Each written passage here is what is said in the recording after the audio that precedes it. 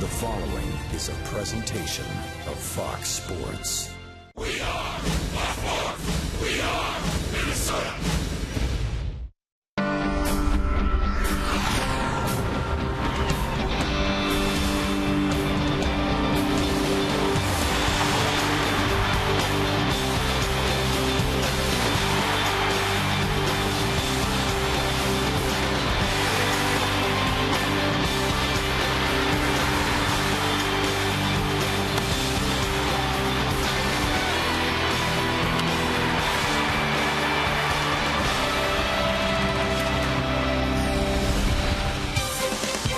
Last night, the Twins have a chance to get a split in this four-game series with the Seattle Mariners before they head back out onto the road, heading to Kansas City after the game today.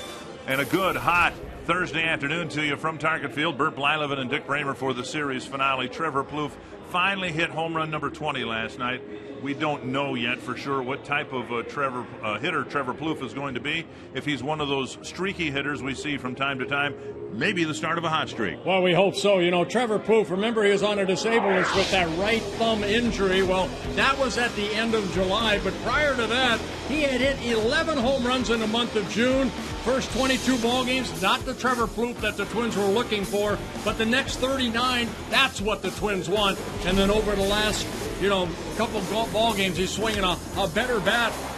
In last night's ball game, second time this season, he has driven in 4 runs in a ball game, a 2-run home run, and then the 2-run double in the 10-0 whitewash over the Seattle Mariners. So as streaky as Plouffe might be, we know that one of the steadiest hitters in the game is Joe Mauer, and he had a good night last night, too. Well, this guy's fun to watch night after night, day after day. This is the reason why he has won 3 batting titles. He can take some offers, but then he seems to put some streaks together. Last night's ball game, he picked up 3 hits. He got the offense going in the 3rd inning when the Twins took that 3-0 lead. So hopefully Joe Mauer, that'll carry over to this afternoon. Well, the Seattle Mariners have played very good baseball since the middle of July. One of the reasons they pitched very well, their pitching coach is a familiar name and face to Twins fans. We'll have more with Carl Willis when we come back.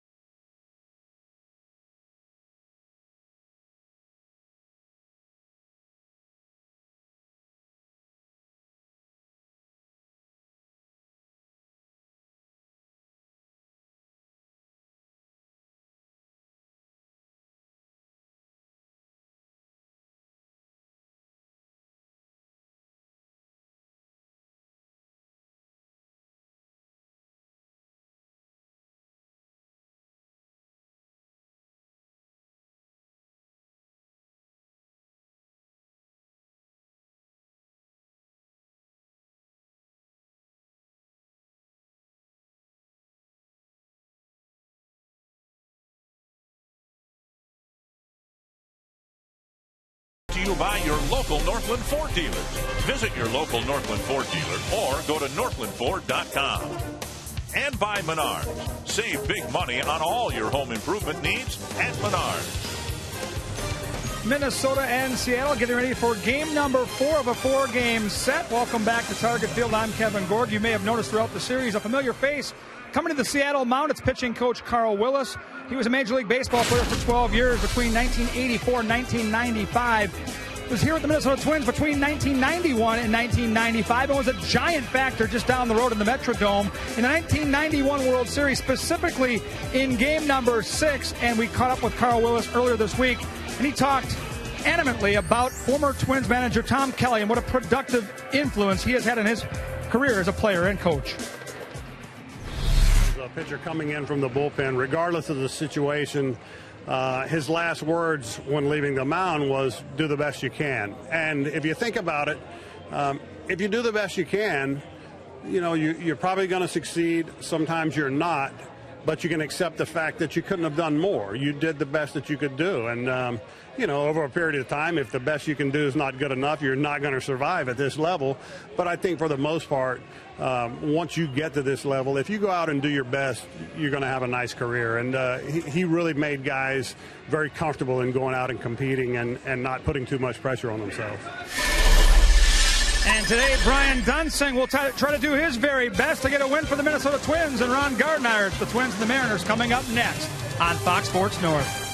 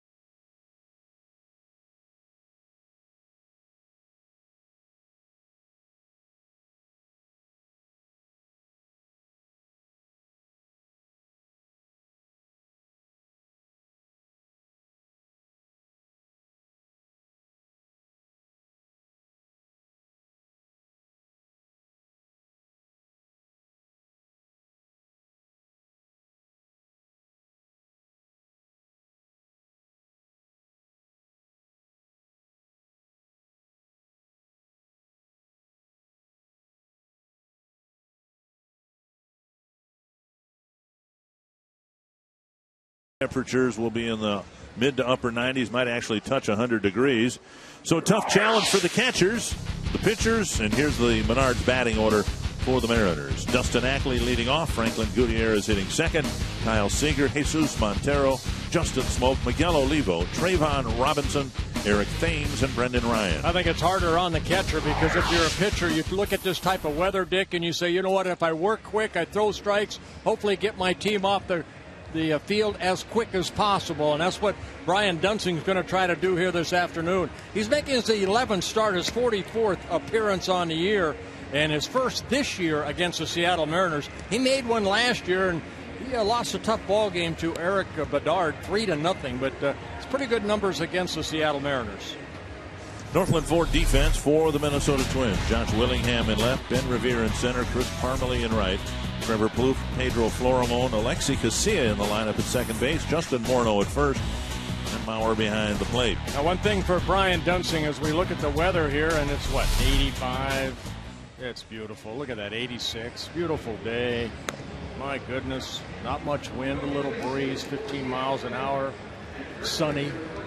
Could you ask for a better baseball day? It's beautiful. It is gorgeous. You know, Brian Duensing, like the Duno last night, they're coming off poor starts. See, Brian Duensing coming off his worst start of his career in his last start in Texas, where he pitched only 2 1/3 innings, gave up 9 runs in that loss to the Rangers. So he's on a mission. He should be here this afternoon to go deeper in the ball game.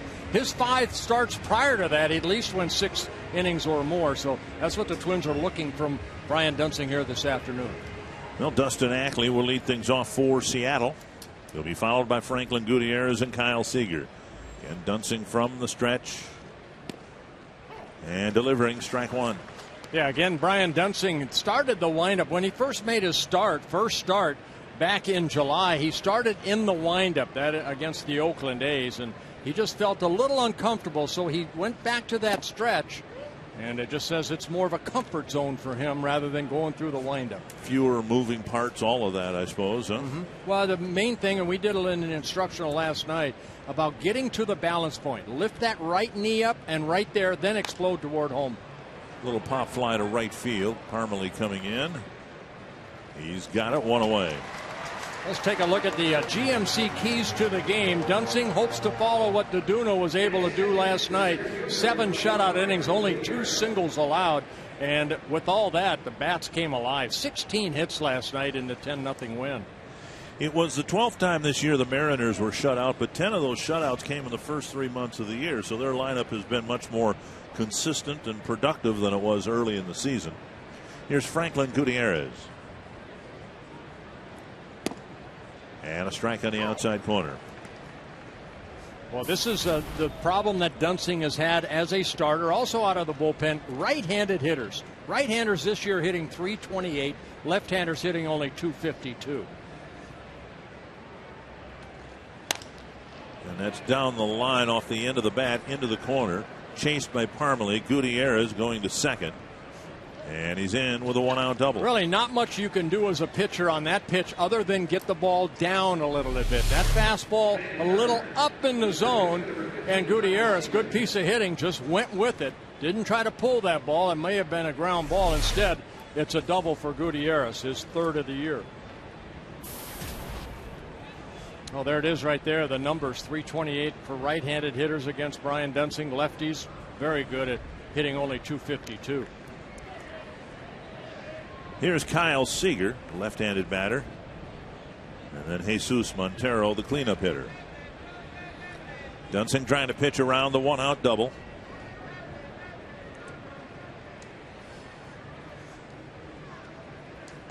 And a first pitch strike. Well, Seager having a very good year. Now the average is down, but he does lead the Mariners with 75 RBIs on the year, and he's hitting .349 with runners in scoring position in the top 10 in the American League.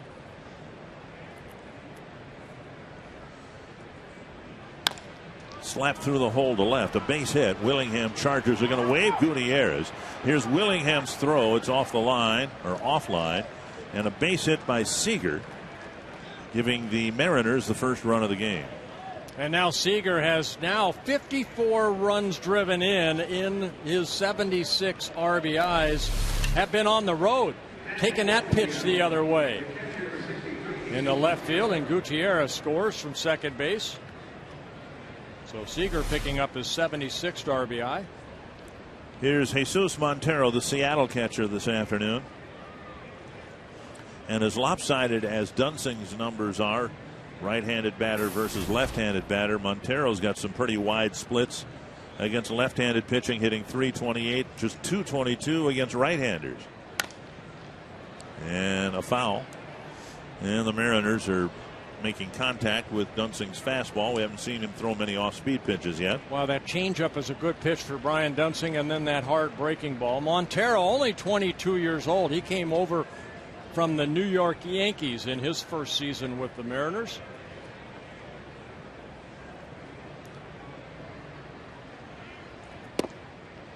Down and in, ball 1.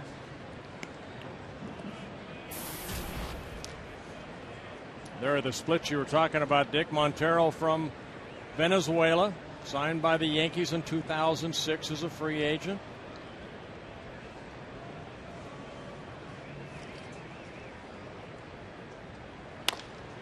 Florimon bobbles it, fires to second. They get one. Still get the double play. A bobble at short, but the Twins still go 6-4-3 to end the inning.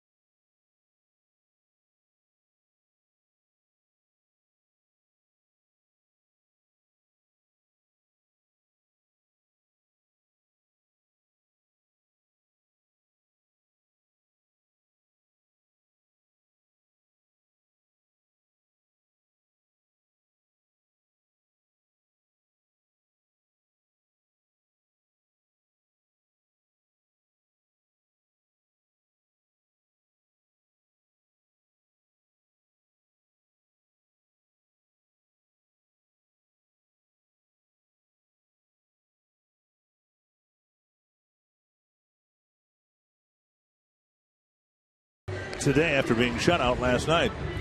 Menard's batting order for Ron Gardenhire, Ben Revere, Alexi Casilla, Joe Mauer, Josh Willingham, Justin Morneau, and Ryan Doman, Chris Parmelee, Trevor Plouffe, and then the shortstop Pedro Florimon. And for the second time this year, that lineup, or these guys, will be facing Blake Bevan.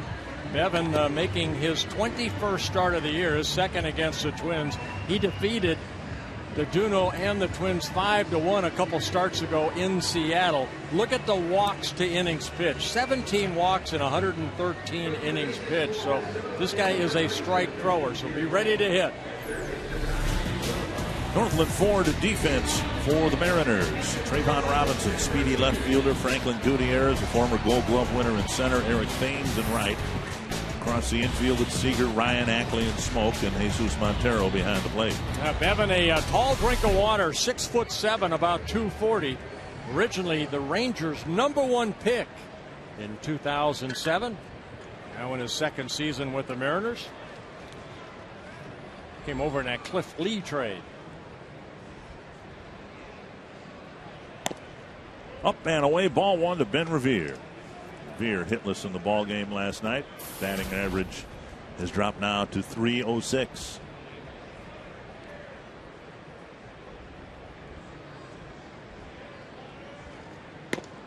And up high 2-0. Yeah, Bevan not an overpowering pitcher. He'll clock maybe as high as 91 or 92, but excellent control. If he gets ahead in the count, he'll go to that hard breaking ball down and away. Very good changeup.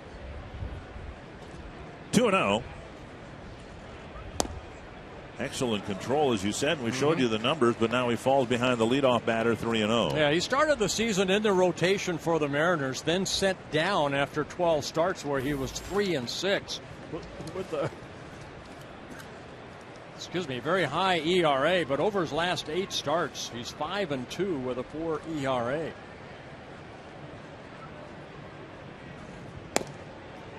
And a 4-pitch walk, just the 18th walk issued by Bevan in 113 innings. He's coming off a start against the Chicago White Sox, a season high 3 walks in 5 innings and a loss to the Chicago White Sox. There's the Train. Got the nickname the Train from teammate, I think Kevin Tapani put it on him for jokingly, Tapani thought, tooting his own horn after the games.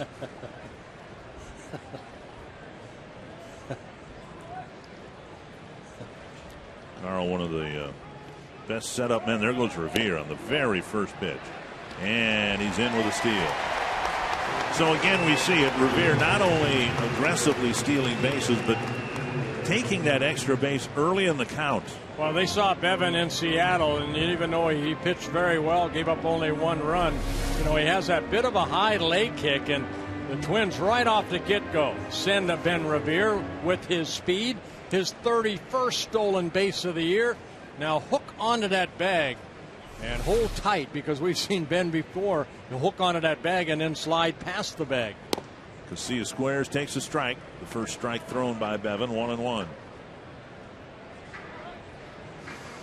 Well, we had Rod Carew in the booth last night, and these are the little things that, the Twins need to do, especially a guy like Alexi Casilla. Needs to advance Revere over to third. Revere in a sacrifice situation last night did not get the job done. Outside, 2-1.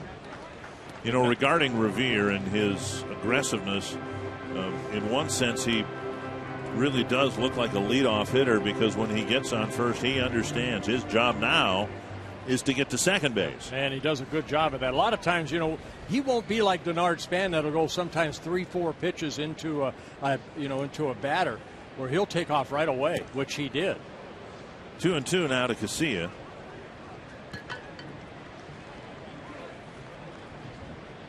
And what that does, it gives that hitter more pitches to maybe try to pull that ball and to get him over to third. Right now, Casilla, he's going to be swinging now. Hopefully will hit, if he's going to get out, hit a ground ball to second or first. 2-2. And instead of base hit to left, Revere around third, and he'll score the tying run. So Casilla didn't listen to you very well at all. That's okay. Don't listen to me. And the Twins very quickly get the game tied. He kind of jammed himself, looked like right there, but he hit it soft enough, and this is something that the Twins did in last night's ball game. They just kind of doinked some hits left and right, and right here over the head of Seager into short left field. So Casilla ties the game at 1 apiece with his 25th RBI of the year. So the stolen base, the base hit ties the game.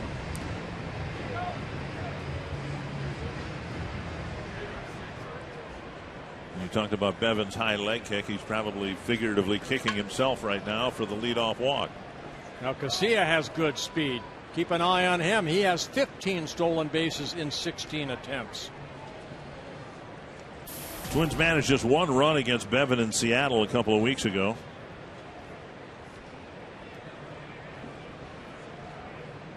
And Casilla chased back to the bag.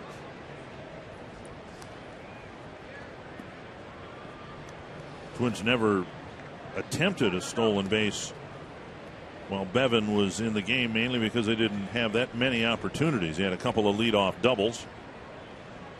Revere didn't reach base. Casilla didn't reach base. And a strike.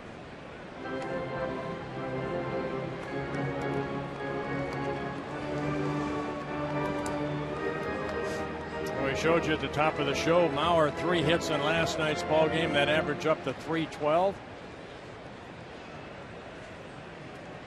Mike Trout still leading the American League in hitting. 1 strike to Mauer. 1-1. Trout hitting at .339. But there's a reason they call it the dog days of August. As great as Trout has been, his average is coming back down. Mauer's average has come down. Talked about Revere's average.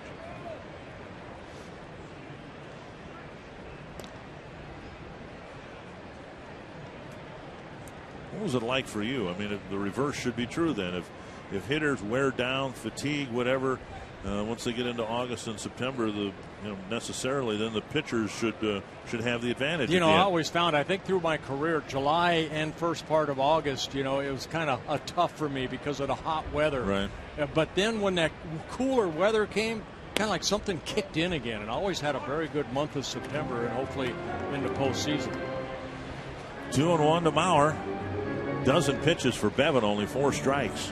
it's tough, for an everyday player to go out there, and the weather has been very warm, I think, no matter where the Twins have played, so it does wear on you. And, we're going to see the cooler weather come, and I think you're going to see players, especially the pitchers, hopefully get stronger. Inside, Casilla took a couple of hard steps towards second, and Bevan snatches the throw from Montero away. He's really upset with his control so far. You see the big couple steps, and Montero came out of his crouch position to make a throw in case Casilla left, but 13 pitches so far, only 4 strikes for Bevan. And pretty good numbers when he gets the count in his favor for Joe Mauer. Casilla goes, and the pitch laced right behind his heels. Casilla to third. I don't even think Casilla realized that the ball was hit in his vicinity. And that ball from up here looked like it didn't miss the heels of his feet by much. That ball was smoked right there, and Ackley, the second baseman, it was his responsibility to go to second base on the attempted steal of Casilla. So watch Ackley right there. There's that big hole, and Mauer hits it sharply. And Alexi Casilla, does he look back? He's looking in right there. He sees the ball behind him and scoots over to third. So Mauer, who got 3 hits last night, gets a hit in his first at bat. First and third, still nobody out. Josh Willingham will hit. Willingham connected on home run number 32 last night. Yeah, that a career high for Willingham. 29 home runs last year for the Oakland A's. He currently has 94 runs driven in. And he had 98 last year, which was a career high. So I'm sure he will pass that, hopefully very soon here. Take a big step forward in this at bat.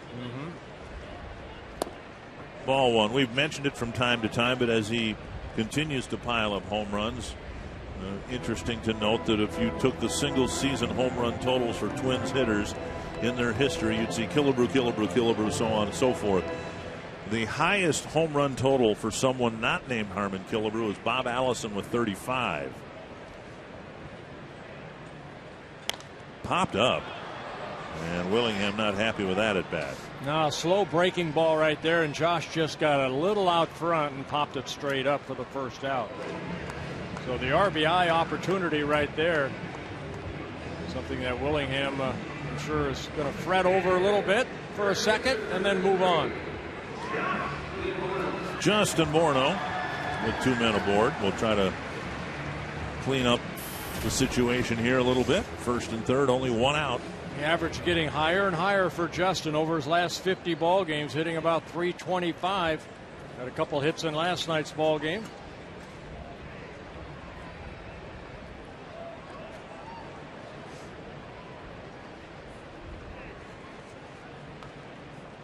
Breaking ball lifted to center. Gutierrez with the catch. Coming in from third is Casilla. And the Twins take a 2-1 lead. Good at bat. Breaking ball left up. Willingham had just popped almost that same pitch up. This time Justin got the barrel of the bat out quickly and hit that ball deep enough to allow Casilla to score. Almost walk across home plate. Well, Morneau picks up his 64th RBI of the year on the sacrifice fly. And now Domit.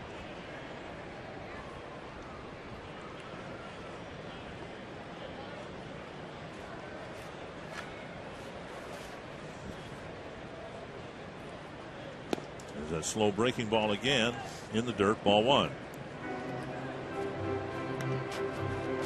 Twins have seen Plouffe and his bat showing some signs of life. Willingham with the home run last night. They'd love to get this guy going. As a switch hitter, he kind of crystallizes the middle of the lineup when it's going well. Yeah, Domit is a left-handed hitter, hitting .295. As a right-handed hitter, .260. 10 of his 14 home runs as a left-handed hitter.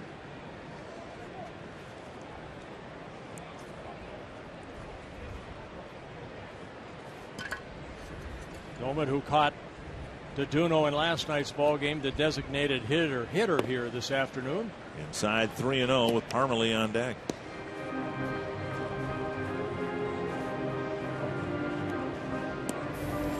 Now we'll see if Doumit gets green lighted here. When he's swinging the bat well, he certainly would, but again, the last couple of weeks haven't been really good weeks for Ryan. I think a hitter, when you get the green light, maybe he does right here. He's got to look for a pitch that he can hit over that wall in right field. Something probably middle in that he could drive. Takes one right down the middle, 3-1. Doumit, 31 years old, in his first season with the Twins. Came over from the Pirates. Signed as a free agent by the Twins over the winter. There. Into right field. He nearly undressed Mauer. Doumit will dig for second. Thomas with a little, or Thames rather, with a little problem in the corner, and Doumit with a solid stroke to right center field, or to the right field corner. Oh, we saw Joe Mauer, just smoke the ball off of Bevan, and right here a 3-1 pitch. And that's exactly what, even though he took a 3-0 pitch, you could see Mauer having to get out of the way, and he's going to scoot to third. That allows Doumit to get to second with his 27th double. And an early first inning trip to the mound by the train. Quick trip to the mound. Enjoyed Carl Willis's comments about Tom Kelly, saying, Tom, after every time he'd bring Carl into the ball game, he'd, say, hey, do the best you can. My high school coach said something similar when he would pull me out of the game. He'd say, is that the best you can? So he used a lot of the same words. Yeah. Just not in the same order. But see, TK said it before you went out there. Your coach said it after you embarrassed yourself again. The point is, a lot of the same words, and I think the same sentiment. You sure he didn't say, is that all you have? My goodness. Get out of here. Go take a shower. Well, a good start for the Twins. A couple of first inning runs and a hit to the outfield. Might score another pair.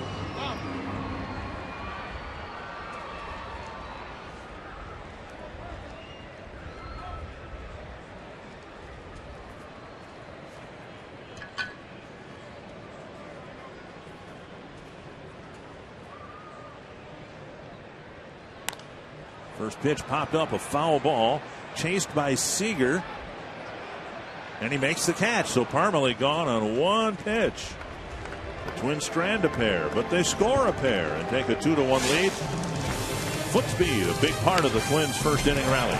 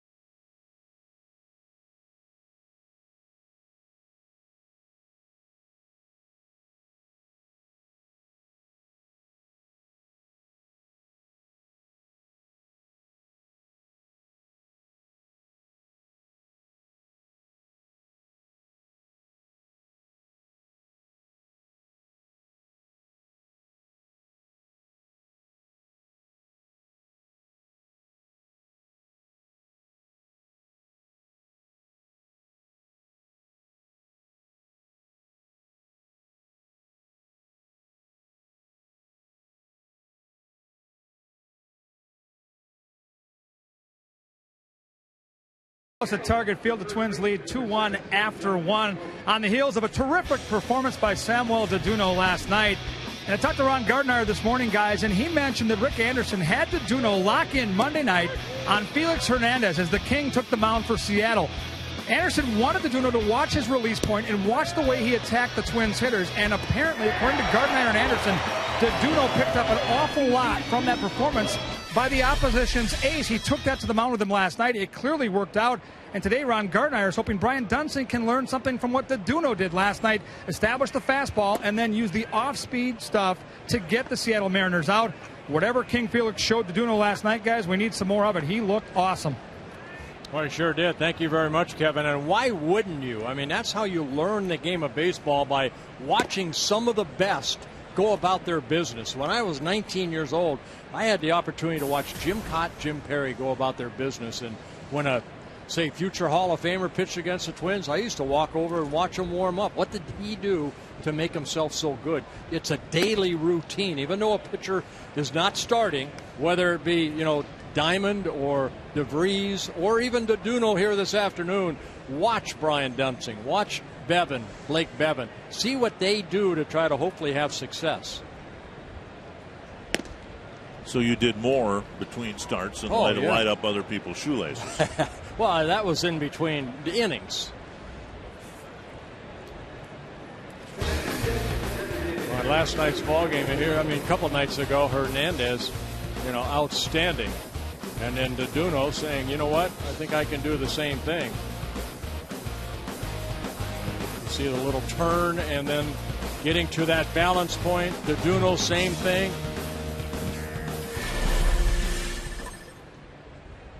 Here's Miguel Olivo after an opening walk, and now ball one to Olivo. Now, you mentioned that when you were young and impressionable, you learned a lot from Jim Perry, Jim Cott, but did that change when you were 29 and you were, No, I watched up until I couldn't pitch anymore. Yeah.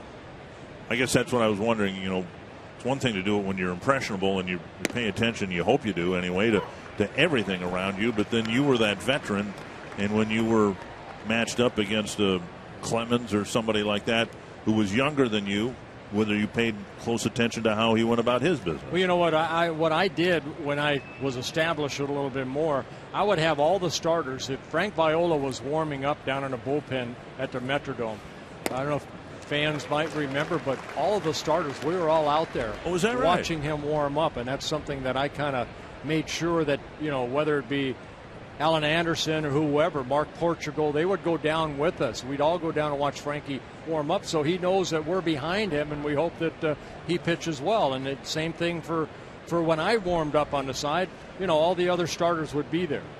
Swing and a miss. And Olivo's a strikeout victim, one down. Dunsing picking up his first strikeout. Ron Comer, Dunsing giving up a run in the first, so far in the second, a walk and a strikeout. What should be his approach here today?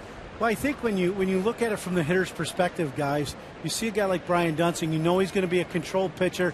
And for the right-handed hitters, he's going to be throwing away. The first at bat for Gutierrez today, he was dead sitting on something away. That pitch was a decent pitch, but he really got to it easily and shot it into the corner, into the right field corner. To me, for a guy like Brian Dunsing, if he can establish some fastballs in, first of all, he's got to throw strikes, but if he can establish some pitches in once he's getting into the groove of throwing strikes, now all of a sudden you're going to make hitters aware. He was able to do that a few starts ago. He got some foul ball swings from right-handers where they hit it hard, but they hooked it way foul. If he can speed them up, then that attack of going soft away or hard away is going to work. Yeah, right now he's faced 6 hitters, 5 he's been able to get ahead in the count for Brian Dunsing against Seattle, but here's that hit right there, Ron. To me, that ball's just left up a little bit, about thigh high. If it's down, it might be a ground ball to first rather than the double down the right field line. I would agree. To me, though, the big key is if the hitters know he's going to throw away, he's almost going to have to throw the ball off the plate to make it effective, because you see that swing right there by Robinson. He is on that pitch away, and he's looking for it, and you see him diving out over the plate to hit it. And to me, that's the issue. Now that you have him doing that, if you can buzz that fastball in or that slider down and in, that's what he's going to go right over the top of it. Yeah, now's the time to go in, because you really have a pitch to waste right here. You can go hard in with the breaking ball or the fastball because of that swing that Robinson had right there. And he's right on top of the plate. See where Joe goes? Inside. Now get it in there, and there's a breaking ball down and in. The hard part for a hitter, Bert, is once you get that front shoulder diving towards home plate, now all of a sudden your next swing, you're diving towards home plate, and then that slider comes down and in. There's no way you can make an adjustment with your hands to cover that slider down and in. Yeah, we just showed you on top. Yeah, yep. We showed you on Fox Track. All 3 first pitches were out over the plate, away, and then he went down and in. So a good setup right there by Duensing and Mauer to get that strikeout. Here's Eric Thames. A walk and 2 strikeouts so far here in the second inning. See, I'm a believer that I'd always go off that Ted Williams chart. I always have been a believer that you establish a way down and away to get ahead in the count. And Duensing's done a good job now. Get strike 1 of the 6 out of 7 batters. But then when you're ahead in the count, then you bust them hard in to open up the outer half of the plate again. And now Thames.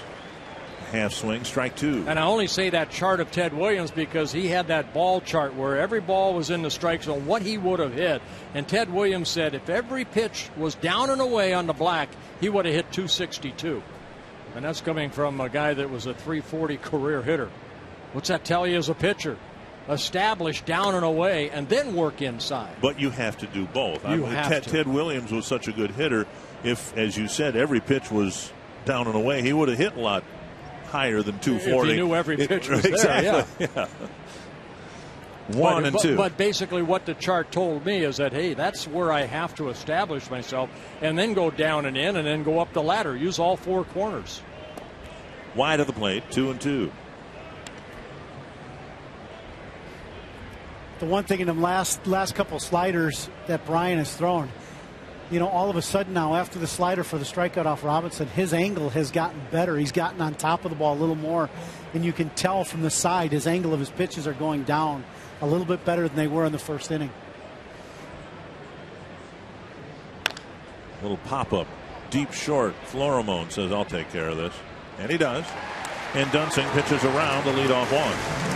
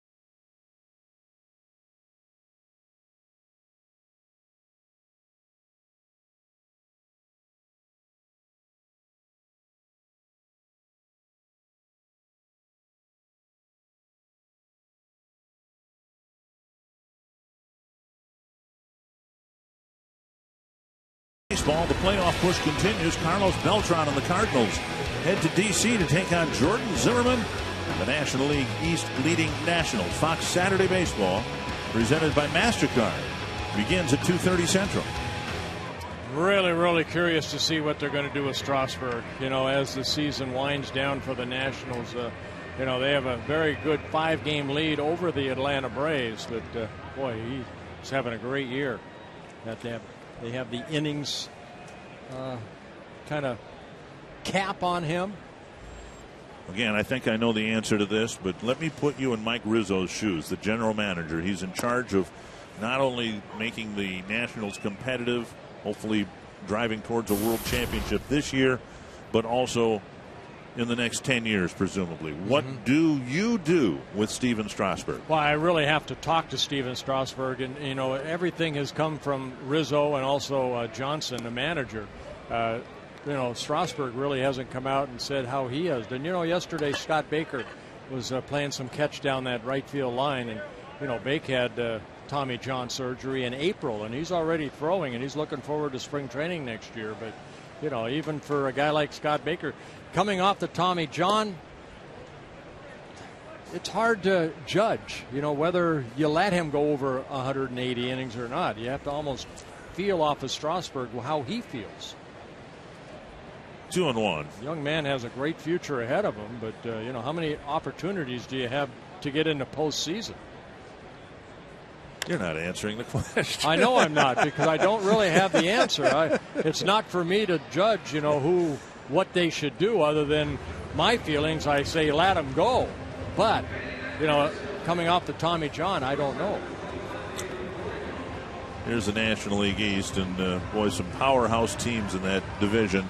Phillies have obviously struggled, and the Marlins have had a miserable first year in their new ballpark. Braves are always right there.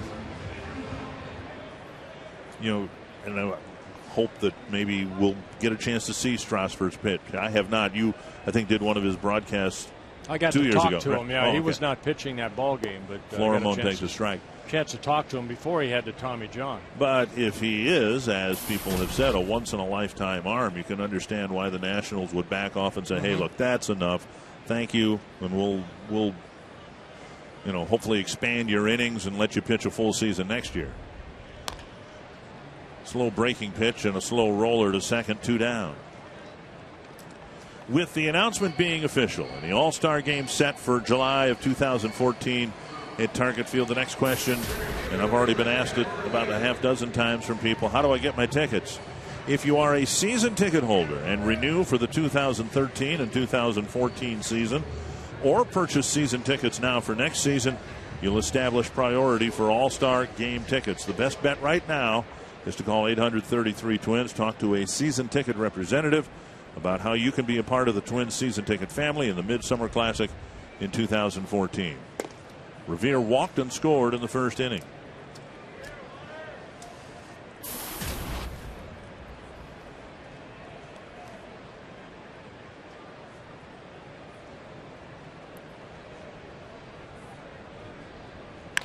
That's hit hard to center, but Gutierrez, with a lot of range out there, makes the catch look routine.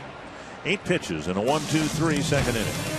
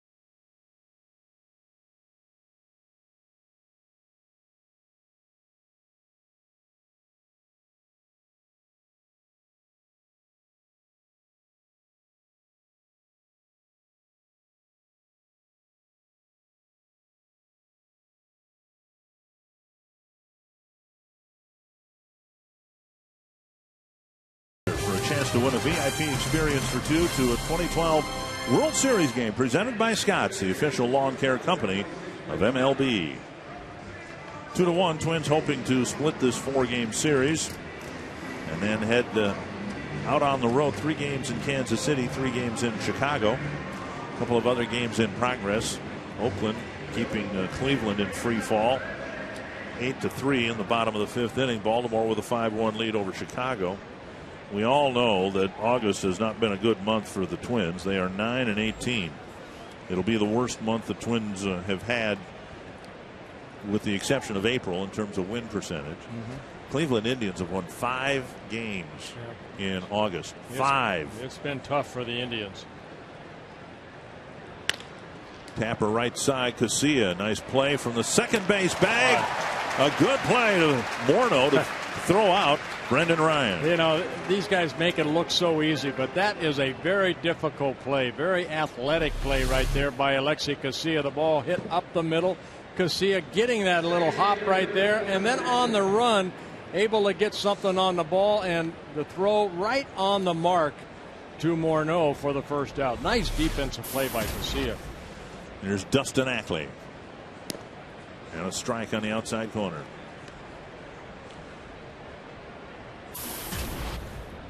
For the Mariners, the month of July has been the terrible month in years past. The last couple of years they've had just awful Julys, and then the season's kind of spun out of control after that. But this year they went 15-12 in July. They're playing good baseball in August, and there's a sense that, hey, if you, it's not a new development or a new thought in baseball, if you can pitch, you got a chance.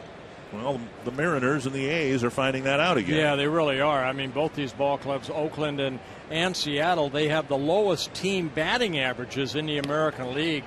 Oakland a little bit lower than Seattle Mariners. They don't score a lot of runs, so they have to rely on pitching, and their pitching has been outstanding. Both clubs. Hitting coach Chris Chambliss. Pulled to the right side. Now Casilla to his left makes a great play. Casilla putting on a little exhibition on how to play second base up the middle, and then when the ball is hit to your left, what you need to do. And what he does so well right here, watch him cut back and gets that ball on the grass rather than going, straight across.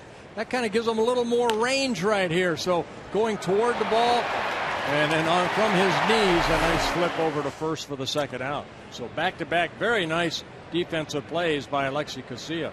Gutierrez saying, I'm not going to hit it to that guy. Ball 1. Gutierrez did line one over the head of Morneau into the right field corner for a 1-out double.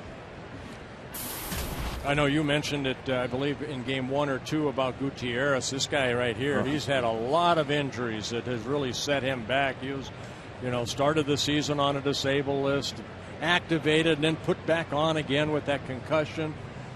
It's been a very frustrating couple years for Franklin Gutierrez. Well, it's particularly given the nature of his injuries. It's weird stuff. He had a gastric condition last year that had a hard time playing through, lost a lot of weight. That kind of ruined his season.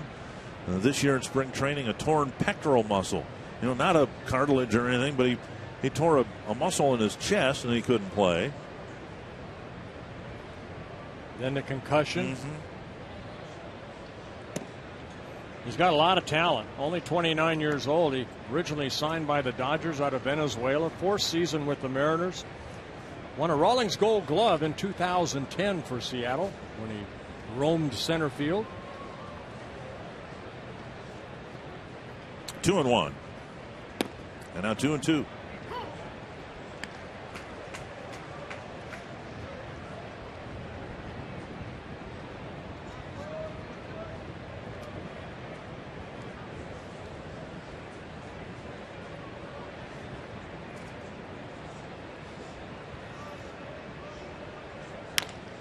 Tap to third. Plouffe with a setup and a throw to Morneau. Another good inning. 3 ground ball outs, and Alexi Casilla showing an awful lot of range in the top of the 3rd.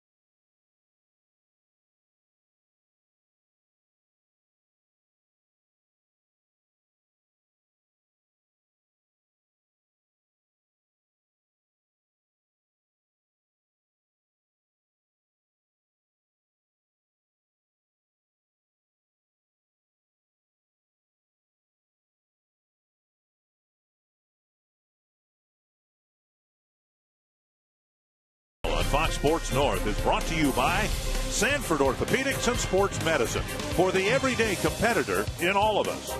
By CenturyLink, a different kind of communications company. CenturyLink, your link to what's next. And by Grand Casino, the best stories start here. A hot summer day here at Target Field. Twins in front 2-1. Alexi Casilla leading off the third inning. It'll be Casilla, Mauer, and Willingham facing Blake Bevan. There's a bunt. Bevan slides, stumbles, and never does pick up the baseball. Kind of looks back at the grass right there, but that's a play right there. What you want to do is just barehand it and let your momentum kind of flip that ball over to first. I think his knee kind of slowed him down a little bit. So Casilla will get his second hit. It'll be an infield bunt single. And the speedy Casilla gets to first base, taking the ball with him. Bevan goes over, and you see him kind of put that right knee into the grass, and that slowed him up right there. And never really got to the ball. It really stopped him dead in his tracks. Sure did. Put the knee down, and the glove never got to the ball.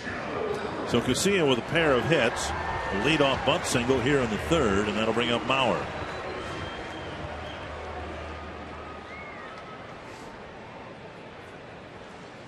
Twins against Bevan in Seattle a couple of weeks ago, managed just one run.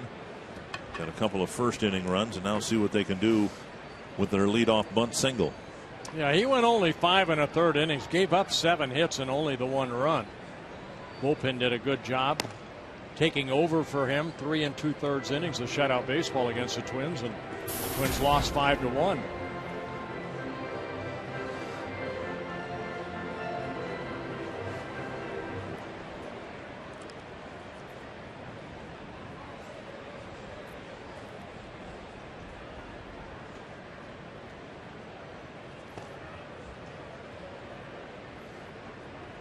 Bevan making his 21st start of the year. This is just his 36th major league start. He has 13 major league wins, 14 major league losses. A career ERA coming into this ball game at 4.71. Outside, 2-0. But he's one of these young starters that Eric Wedge and Carl Willis are looking for to be the future starter for the Mariners. Just 23 years old.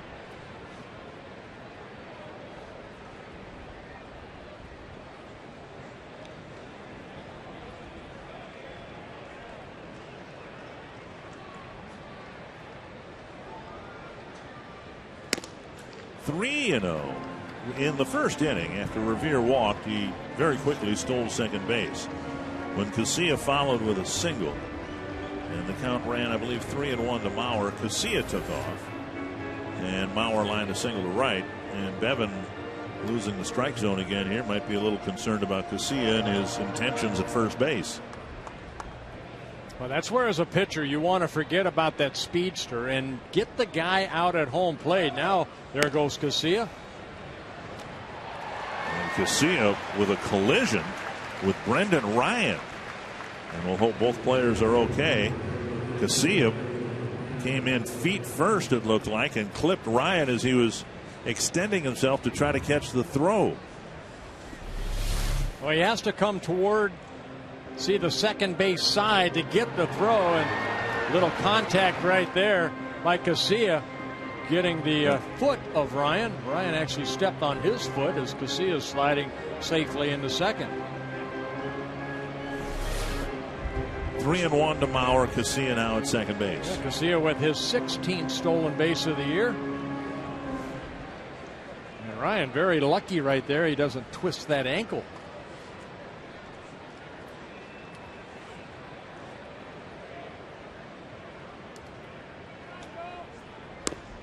And Mauer takes a walk. Second walk for Bevan.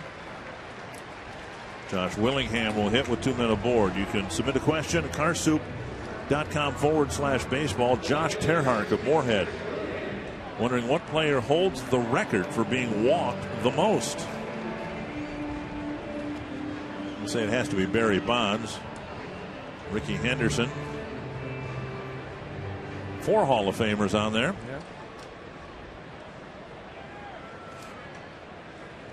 You think Barry Bonds will ever get in? No. Harmon leading the Twins list. Strike 1 to Willingham. It'll be interesting what the writers do, because I believe he's on the ballot for the first time this year, along with some other guys that were in that era, the steroid era. It's one of the intriguing sidebars to this Roger Clemens story. If he throws a pitch, just one pitch, for a big league club in his attempted comeback. At 50 years old. At 50 years old. Check swing, no swing, 1-1. Then that would push him back 5 years on the writer's ballot. He's due to come up this year as well. And Clemens will now make his second start for the Skeeters down in Texas, and his manager is Gary Gaetti. I really don't know why he wants to do that. I know you have that desire that Clemens has, but my goodness, I'd have to say his better days are behind him, so enjoy retirement. Remember years ago, Jim Palmer was already inducted into the Baseball Hall of Fame, and he wanted to give it one more try and didn't make it through spring training. Right. 1-1. And a called strike, 1-2. Well, it was reported that the Houston Astros new owners wanted, he showed interest in, hey, if Clemens gets in shape, we might sign him. Why? I don't know. Are there, they're not going to sell tickets. Sell tickets, I guess. 1-2 to Willingham. You go to a circus for that.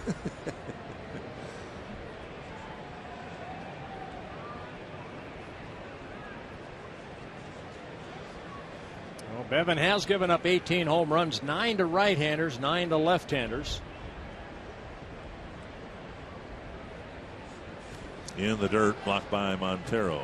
And a good take by Willingham right there. Remember in his last at-bat, Willingham came up with runners at first and third, swung at that slow breaking ball and popped it straight up. Did you ever have the itch or the bug to come back after you retired? I have it today. I would love to go down there and drill somebody. Well, no. Just one pitch, that's all. No, I honestly, no. Check swing, strike 3. Willingham is gone. He thought he held up. One away. Bevan picks up his first strikeout, and it's a big one here with a couple of runners on, nobody out here in the third inning. He goes back to that breaking ball again, and Willingham went a little bit too far, says home plate umpire Irwin Danley. Yep, sure did. In the first inning, after Willingham popped out with 2 men on, Morneau quickly followed with a deep fly ball to center. He picked up the hitter hitting in front of him. We'll see what he can do similarly here in the third. Strike on the outside corner.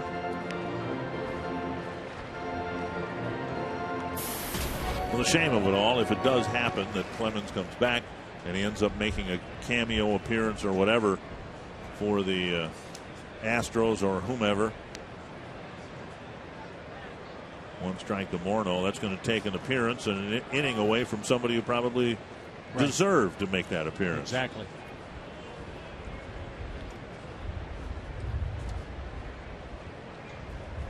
One strike to Morneau. Twins leading 2-1, trying to pad the lead here in the third. Oh, quick spin around by Bevan. Looked like Casilla was at least leaning toward third base. I think Ryan, the shortstop, he wanted that throw to second base because he really snuck in behind Casilla. But Bevan decided not to throw. See where Ryan is right there. Casilla diving back in safely.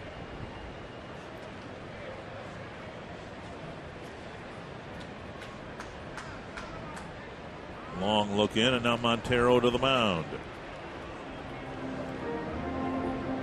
Well, the Astros, speaking of them, they're coming over to the American League. How'd you like to be them right now? You've got a historically bad year. You're 40-90. You're switching leagues, which is tough in any case. different set of rules. You got to find a designated hitter, and you're going to jump into the middle of the American League West and have to face these pitching staffs on a regular basis. 40 and what'd you say? 90. 40 and 90 looks pretty good. See, he gets back. Yeah, with the shift put on of Morneau, Ryan can be right where he's at. He's not has to go back to deep short, pretty much holding Casilla like a first baseman, keeping him very close. This dump behind the third base bag. They will jump into a division, the Astros will, that is incredibly balanced within the division. Now we know that the Rangers have a healthy lead. Oakland has been playing well. The Angels above 500. But look at the records of the four teams against each other. I mean, there's a game above or two games below. It's been very well balanced. I'm not sure what it means, but it's interesting. Well, I think you look at all four of those ball clubs, very good starting pitching, pretty much. And I would think within there, that graphic we showed you some encouragement for Seattle that, they've been able to play toe-to-toe within the division. It's not like it was for the longest time where the Mariners really got their teeth kicked in by the Angels or the Rangers. 1-2. And fouled back to the net. Well, Eric Wedge, he came over from the Cleveland Indians, really out of a job for a while, but then, signed by the Seattle Mariners. And I think he and Carl Willis know that, hey, there's a lot of young talent here, and we just have to kind of roll with it right now. Let them go through their bumps. Or almost what Gardy's had to do over the last, 3-4 months with all the starting staff. Morneau hits it to right. Thames for the catch. Casilla will try to advance, and he will. So Morneau again with a fly ball to the outfield, but it's the second out, and that leaves runners on the corners for Doumit. Let's see if Doumit can do the same thing he did last time when he took a 3-1 fastball down that right field line for a double.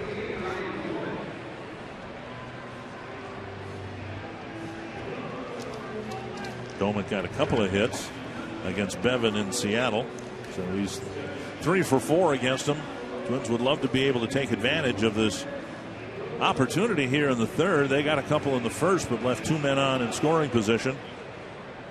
Now the first 2 men have reached here in the third, and it'll be left to Doumit to change the scoreboard. Mariners put on the exaggerated infield shift.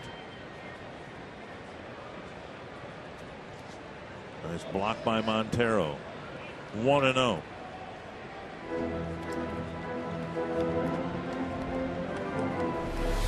Well, the slow breaking ball right there, Montero does a good job of deadening the ball, keeping it in front of him.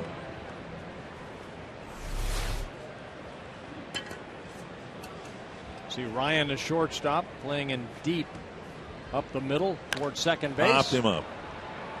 Short left. Robinson coming in. Infielders getting turned around, and Robinson is there to make the catch. So the Twins squander a scoring opportunity in the third. They still lead 2-1.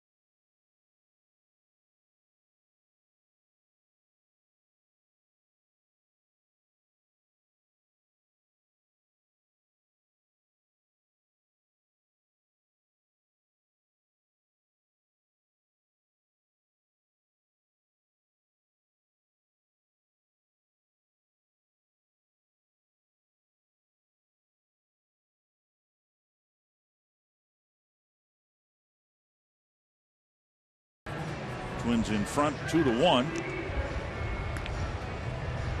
Just a 4-game series with Seattle in this homestand. And the Twins go to Kansas City. It'll be pretty warm and muggy there. Chance of rain, I understand, on Friday and Saturday down in Kansas City, then 3 in Chicago. After this game, the Twins will play exclusively teams within their division, except for 3 games in here at home with the Yankees and 3 games at Toronto to end the division. So no one likes where the Twins are in the standings right now, but they'll be playing the 4 teams ahead of them in the division almost exclusively the rest of the way. Here's Kyle Seager.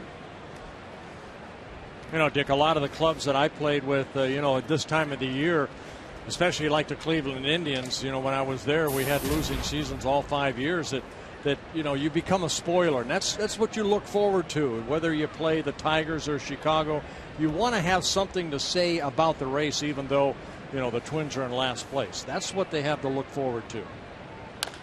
Chop to the right side, easy play from Morneau. He goes to the bag. And you'd like to get out of last place. Yeah. So I want to say happy birthday. It's Marlene, happy birthday. We won't say how many, 29 again. And her husband Phil, they're from St. Paul. Thank you coming up to the booth. And you brought a Circle Me Bert sign. I signed it already. You are hereby circled. Happy birthday to you, young lady. There you go. That'll keep all the evil spirits away, that guy over there on the left. 1 down, and here's Jesus Montero. Bounced into a double play to get Dunsing and the Twins off the field in the first inning.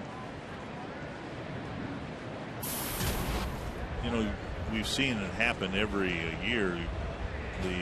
Last year, the most glaring example was in the American League East, where going down the stretch, the Rays were just comfortable and playing baseball and having fun, and the Red Sox were wound tighter than a drum and absolutely collapsed. And regardless of the circumstances, I think there's a lesson there about, you know, if you want to excel athletically, well, just as best you can try to relax and have fun. Dunsing off the mound makes a good play. 2 down. Well, like TK said, to the train, you know, Carl Willis. Do the best you can. Do the best you can. 2 down here in the 4th. Dunsing's keeping the ball in the infield, and he's pitching well here. Our AT&T trivia question: who are the 2 players to win All-Star Game MVP awards in 1965 and 1985? The 2 games in Minnesota at Metropolitan Stadium and at the Metrodome. I know the Metrodome one. Can you help me with the...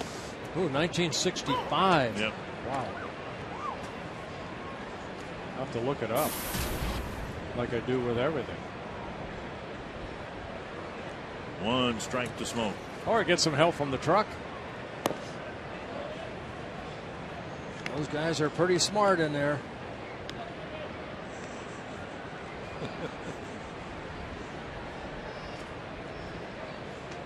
I'm going to go with 65 because I know he hit a home run. I'll go with Willie Mays. Best at bat, Florimone scoops it up and fires to first. Another good inning for Dunsing. 3 weak ground balls on 8 pitches and a 2-1 Twins lead.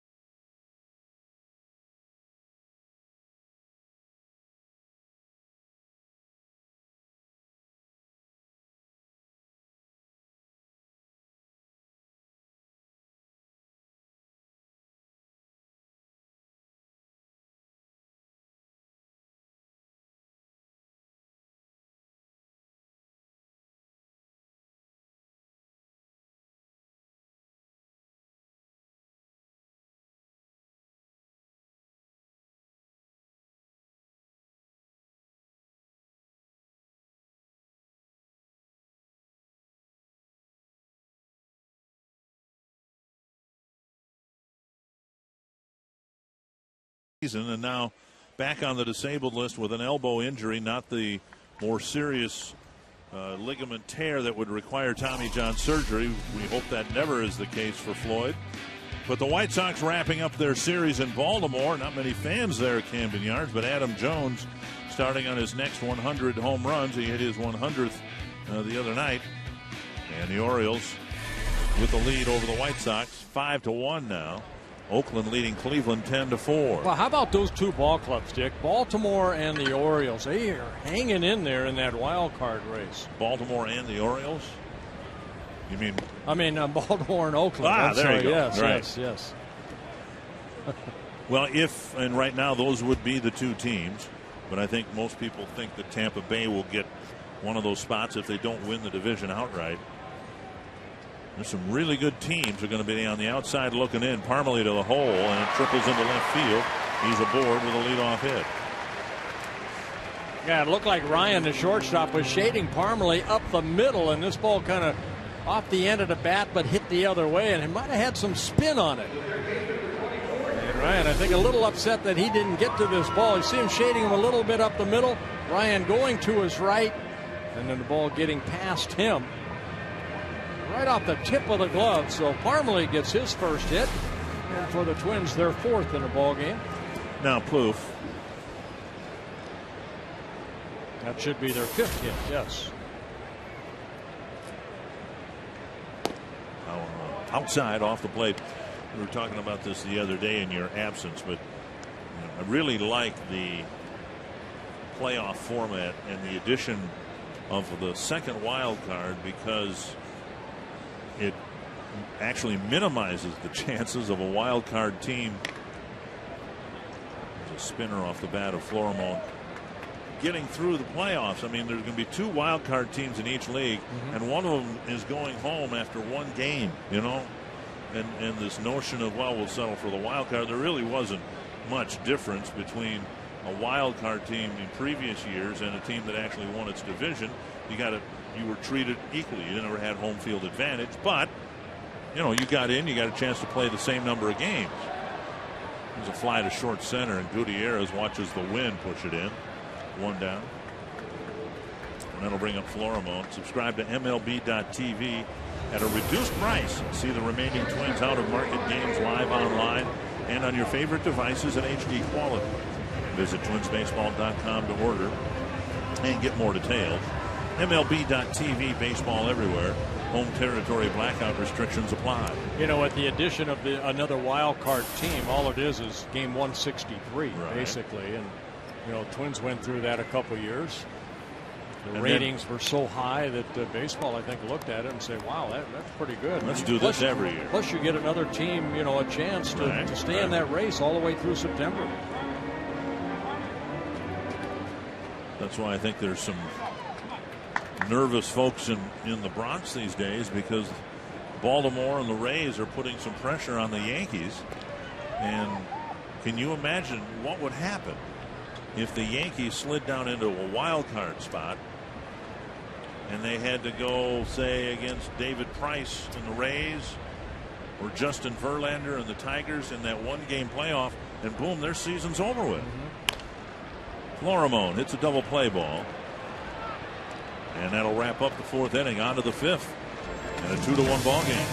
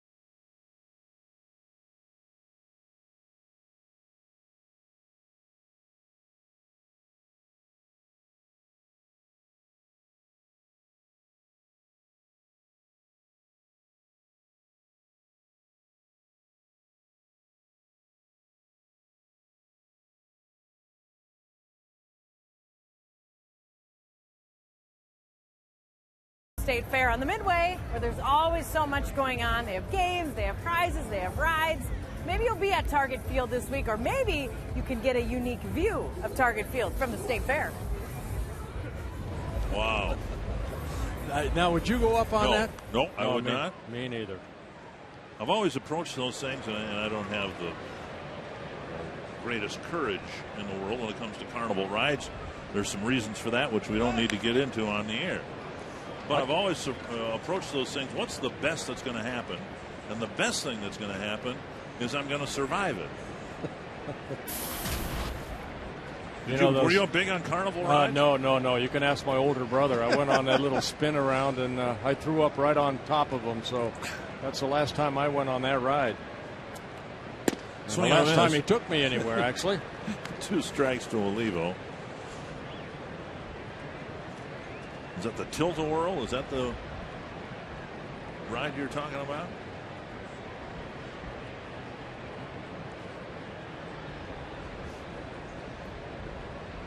And up and away, 1-2. Yeah, Dunsing's retired 9 straight Mariners. Getting some ground ball outs, 5 ground ball outs, 2 fly ball outs with a couple strikeouts for Dunsing. And he's really kept his pitch count down nicely. 10 in the first, 17 in the second, 10 in the third, only 8. Wow. And Dunsing picking up his 3rd strikeout, getting Olivo for the second time. Yesterday at the fair, Marnie had a caricature drawn of herself with you. I like my buck teeth. Yeah, thank you to CenturyLink. They said that they gave out 20,000 of those middle heads. That's a little right there. frightening there on the That's right. scary, What in the world is isn't it? that? Who's that on the? That's you and I. Which one's which? Does it really matter? It does to me. Outside ball 1.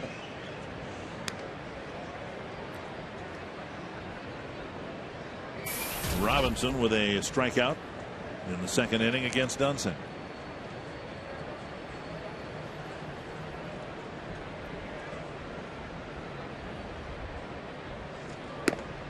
And up on the way, 2-0.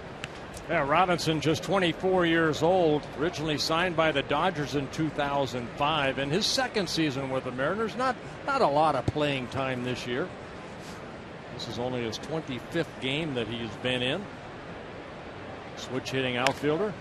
Jam shot.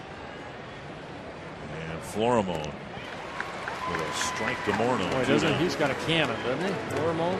Join Fox Sports North at the Minnesota State Fair through Labor Day at 1311 Underwood Street, across from the Ballpark Cafe.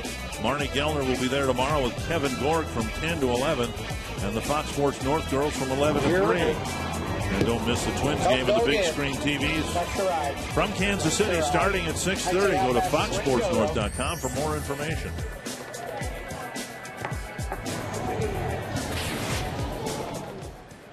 Here's Eric Thames and a bouncer foul. Thames with a pop up to Florimone. Well, they've got walleye on a stick out there, pork chop on a stick, some of the State Fair favorites. They haven't, I don't think, here, but I'm sure they have it again at the State Fair. Deep fried Snickers bars. I'm not kidding. You know how much I like Snickers bars. 2 strikes. You know, Dunsing, you look what he's been able to do. Every ball has basically been in the infield. The only fly ball to the outfield was actually the first batter he faced. Other than that, all ground ball outs. The only other pop-up was in the second inning. A little pop-up to Florimone at shortstop. Well, Dunsing doing a great job. And very early on, he relied on his fastball. Now we've seen a lot more of the changeup and the curveball mixed in. Yeah, the pitch count outstanding here in the 5th inning. 2 outs, 55 pitches, 34 strikes, 1 walk, 3 strikeouts. Popped up near third. Plouffe retreats. And 11 pitches and another 1-2-3 inning. Brian Dunsing pitching well with a 1-run lead.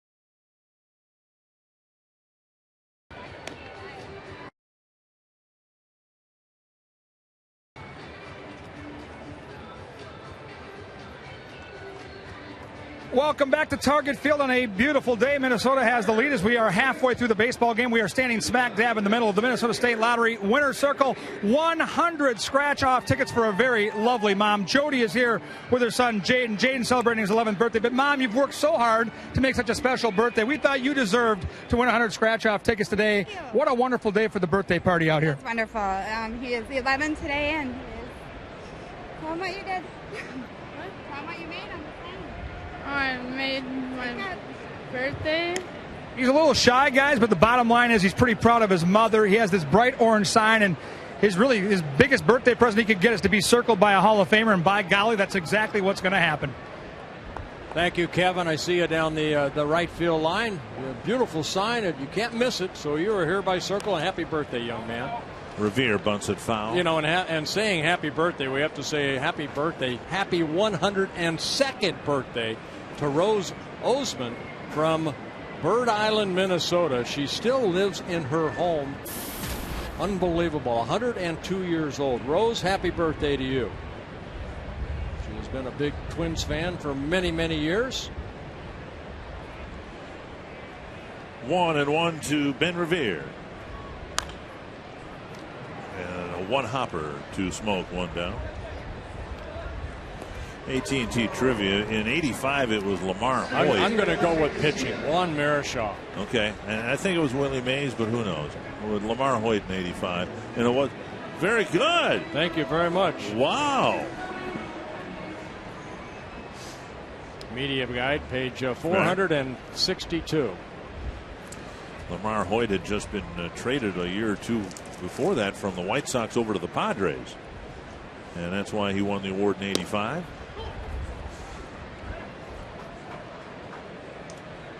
Whatever the score was, apparently would have been a lot higher for the National League if not for a great fielding play by a pitcher backing up home plate. Throwing a two-hopper to second base? One hopper. It was a one-hopper. One hopper. Okay. The best athlete on the field had to back up home again. Yeah, not like you hadn't had practice doing that. Yeah, really. 1-1 to Casilla. And outside 2-1. Casilla's had a good day at the plate.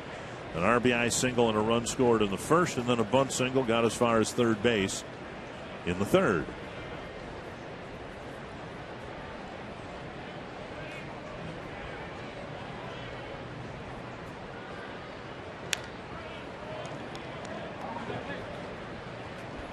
Two and two.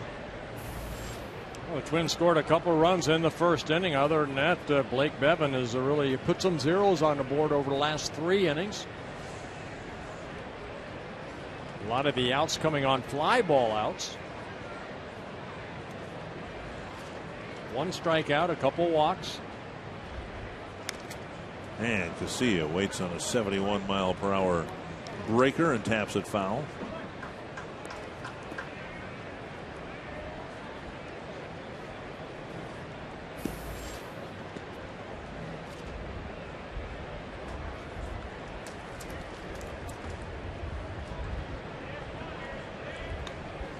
Two and two.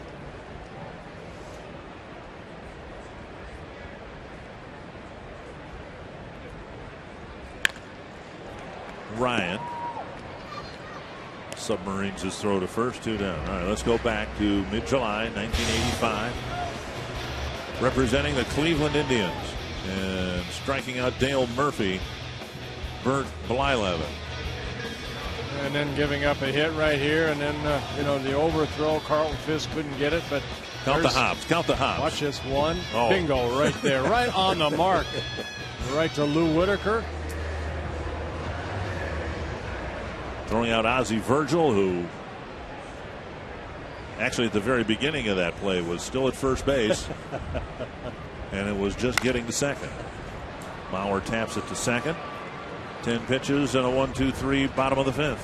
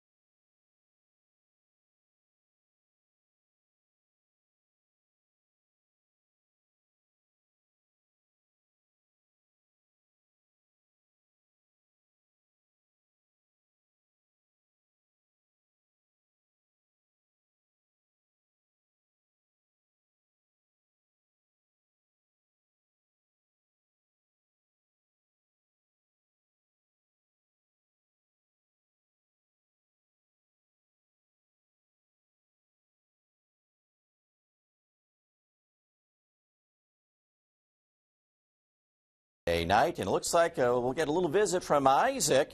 Rather cloudy and humid, a bit of a breeze, and a few showers. First pitch temperature in the upper 70s. And Alexi Casilla leading in the Arby's Value Player of the Game voting. You can vote. Text the word value followed by a space in the player's name. The short code 234234. Hey, why not? He's got 2 hits. He's driven in a run. He scored a run. He's made 2 very good defensive plays at second base. Yeah, again, our thoughts and prayers are with everybody in that line of that hurricane. Isaac, my goodness, it's done a lot of damage down to New Orleans and the surrounding areas. Pretty powerful storm if its effects are going to be felt this weekend up in Kansas City. Here's Ryan. He was robbed of a hit by Alexi Casilla. A chopper to Casilla's right. He made a fine play. Then in the next at bat, Ackley hit a ground ball to Casilla's left, and he turned in a good play. Yeah, Dunsing doing a good job getting strike one. 12 of 18 batters able to get ahead in the count. He's retired 12 straight Mariners. Foul back, 2 strikes.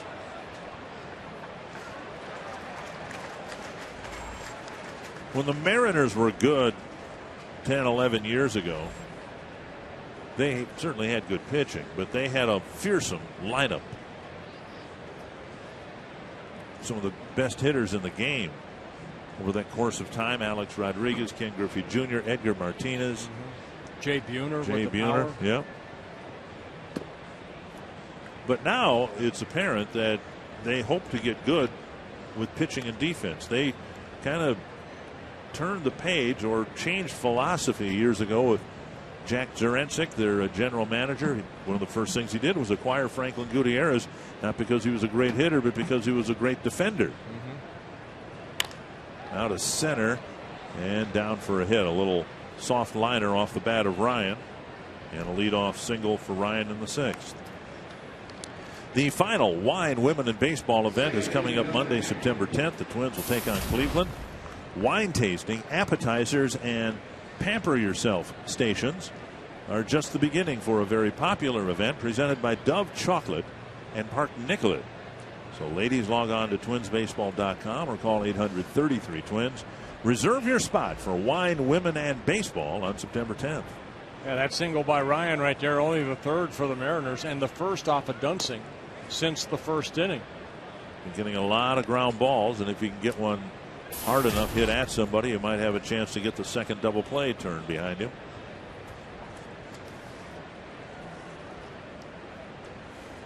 $13 double plays turned behind Dunsing.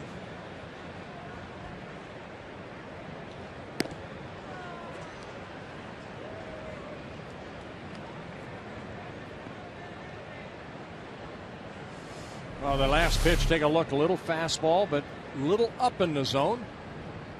Fox Tracks brought to you by Window Concepts of Minnesota. Fox Tracks showing that it was a strike up in the zone, but that's not where you want to be. Keep the ball down and hopefully get a ground ball. Missing inside. 3-0. Part of the ball game right here. You go through the first, 2, 3, 4, 5 innings, and you feel strong. Now you really have to pitch. You have to make some good pitches to get deeper into the ball game.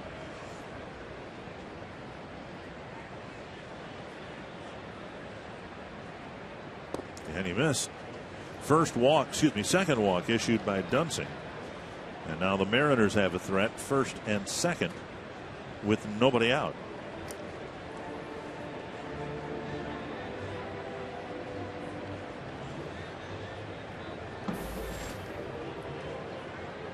Very hot and muggy, even in the shade in the dugout. And Dunsing has given the Twins 5 really good innings, but now he's run into some immediate difficulty in the 6th. Well, that's the third base coach is really going through a lot of signs. Everybody picking him up, but Gutierrez, he has one sacrifice on the year. And I'll just mention it one more time. You can see where Datz is, almost equidistant between home plate and third base. Down and in, ball 1. And if Gutierrez gets a pitch on the inner half of the plate and hooks one Dats has no chance. Helmet's not going to save him. Suit of armor wouldn't save him. And I'm surprised that the umpires, I don't know what competitive advantage he might feel he has there, but that's really a vulnerable spot. Well, it's vulnerable to him, but you know what? I mean, I think if Gardy and the staff, if they don't say anything, I don't think the umpires will. I know they have the third base box, and you're supposed to kind of stay around that box, but you know, Dats right there, but going through the signs. The reason they're wearing helmets now is because of the tragedy in the minor leagues a few years ago.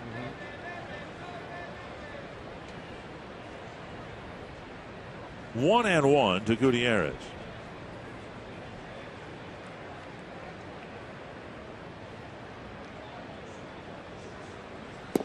Down low, 2-1. So Gutierrez, who has the only extra base hit and one of the 3 hits allowed by Dunsing. Here's where you have to think, keep the ball down, get a ground ball right here. Talking about his difficulty in getting right-handed batters out. This is a right-handed batter he needs to get out. Mm-hmm. Late call, but a called strike nonetheless. 2-2. Gutierrez doesn't agree. That's a pretty good pitch right there. Hopefully about bell tie. Let's take a look. Box tracks. Says his higher. Boy. Yeah. It's supposed to, strike zone's supposed to be from the letters down. Down to your knees. Or okay. Anything lower is fine. 2-2. But you're not going to get a ground ball right there. So get the ball down again. To center. And a base hit. Coming around third. Ryan is held by Dats. And the runner Ryan wondering why he wasn't waved home. You know what? He didn't know that, Revere was going to double clutch right there because that ball's hit pretty sharply in front of Revere. It got to him very quickly. High pitch right there. And Gutierrez gets his second hit of the ball game. And watch a double clutch right here by Revere. And that's assuming, he's going to get that ball in, throw it into the infield. But Revere assumed that they were sending the runner in around third. So a base coaching mistake there. Well, not really. I just think, Revere, he's got to throw that ball toward the infield. And Justin was coming in toward the pitcher's mound. That's where you are taught to throw that ball to the infield. Now, I know Seager's coming up and there's nobody out, but Ryan could have scored easily, I think, on that play. Base is full. Nobody out, and here is Seager. Trip to the mound by Rick Anderson and Casey Fiend getting loose in the bullpen. Well, this guy has been red hot with runners in scoring position. He picked up the RBI in the first inning off of Dunsing. Now Revere retreating to the gap. There's the first out. Second base. Front 2 runners will move up. And the tying run scores. Ryan coming in on the fly ball. And Seager picking up his second RBI and a productive at bat right there.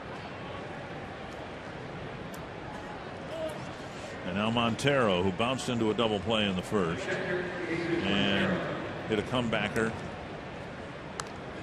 in the 4th inning.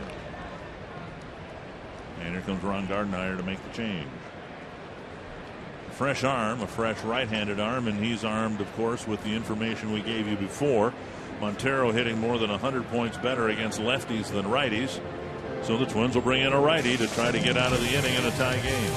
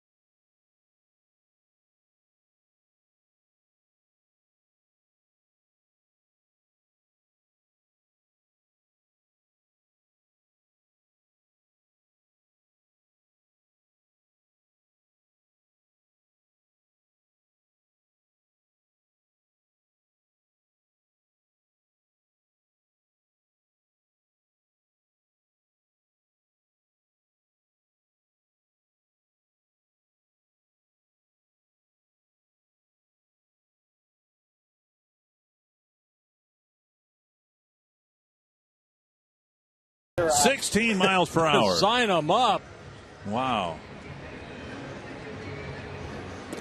Time now for the CenturyLink high-speed Let's see pitch. if he beats 16. Yeah. Wow, 94. Now, boy, if you could throw it 16 and 94, that'd be a pretty good spread, wouldn't it? That'd be awesome.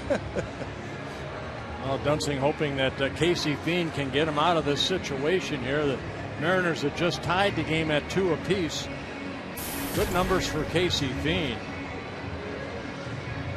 He has been outstanding out of that bullpen since being called up in early July, making his 22nd relief appearance.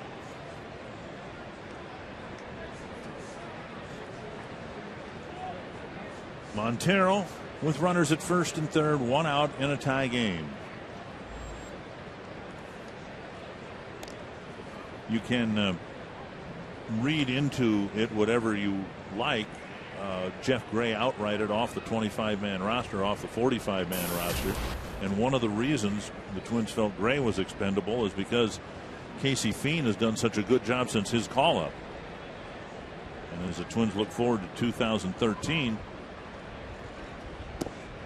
down and away ball 1, Fiend has maybe emerged as a more of a likely candidate to be part of the bullpen next year than Jeff Gray. Well, Montero hit into a double play to end the first inning, and that's what Casey Fiend would like to get right here, a ground ball. Gutierrez, who stole a base here the other day, he has a couple stolen bases, only 2 attempts, but again his season is just starting again. Suffered his concussion leading off first base on a pickoff throw. The ball was sailing up and in to the runner and hit him in the side of the head. Called strike. Good fastball away. Now Fox Tracks is going to show this about 4 inches outside. Oh, no. This is a great pitch. Remember, Fox Tracks has a corner. Look at that. See that? Oh, yes. I always believe Fox Tracks. Much more than I believe you. You don't believe me. Come on. Don't you know every pitch is a strike? 1-1.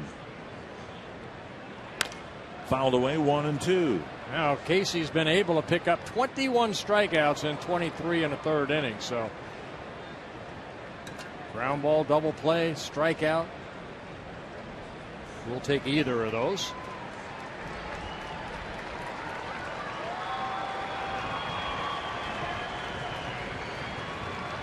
Dunsing can't pick up the win here today. Hoping right now for a no decision.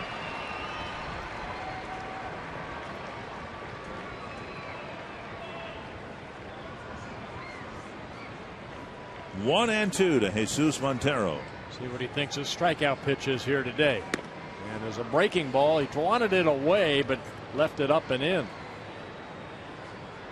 Montero getting out of the way. See Mauer sitting away, but overthrowing that spinner.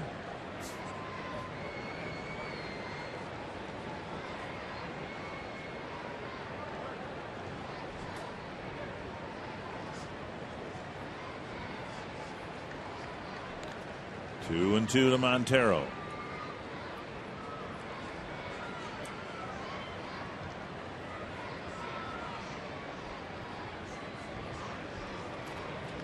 Just little things like that. He's thrown over a couple of times. He's mixed things up. I think those go a long way in the dugout toward convincing these guys that he might be part of the problem or part of the solution next year. Well, you know, even that step off, it made, Gonzalez step back. You don't always have to throw to first. There he goes. And the pitch fouled back. So Gutierrez taking off on the 2-2 pitch.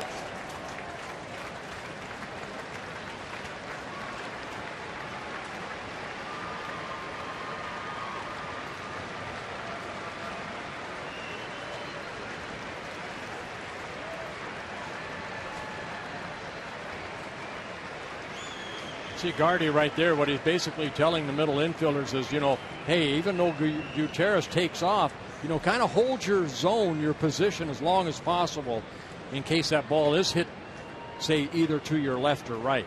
Don't go right to the bag like Ackley did earlier in the ball game. Popped up, a foul ball. And it spins back into the seats. Remember when Joe Mauer was up and Casilla took off and Ackley went to cover second and left that big hole at second base.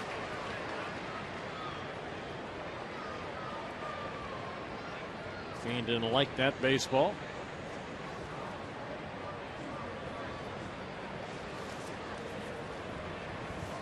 There's the middle infielders looking for the ground ball, hopefully a double play.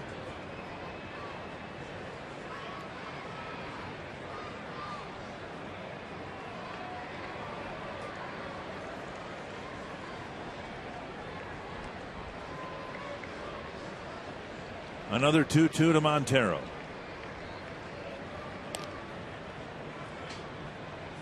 Fiend spent most of the year at Rochester, and his manager Gene Glenn will be brought up to the major league staff to help with the September call-ups after the next road trip.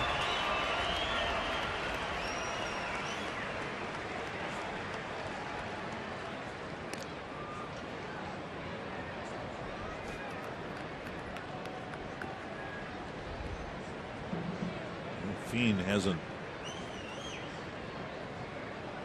He's thrown 6 pitches. He's fired over to first almost as often as he's thrown to the plate.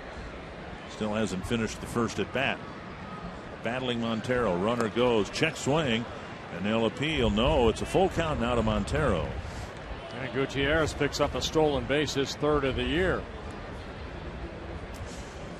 So now, rather than a ground ball, they held up. And Gutierrez sliding in safely. So the double play is out of order right now.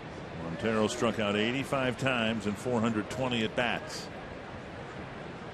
Twins shorten up the infield now.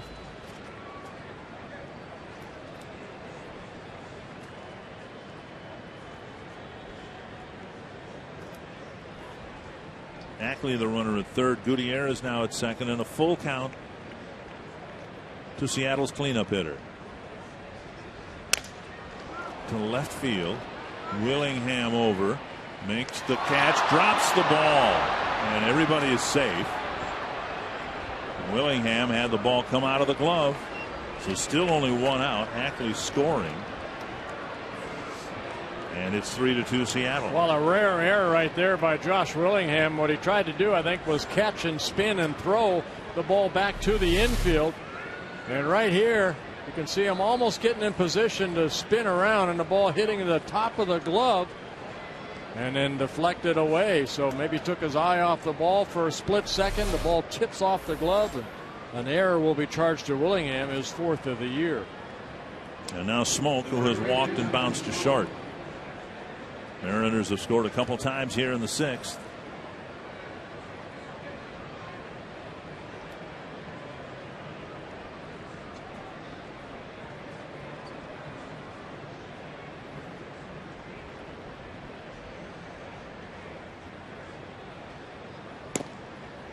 Outside, ball 1. Yeah, ruling on that, even though Willingham got the error, Montero will pick up an RBI. It's a sacrifice fly, right, but just the error. That scored Ackley for the go-ahead run right now. 1-0 to Smoke.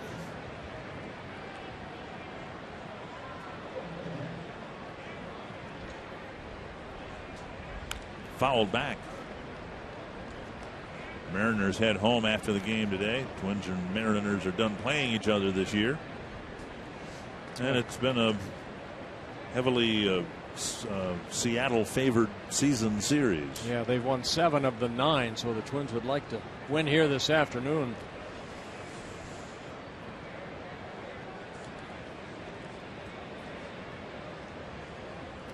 One and 1.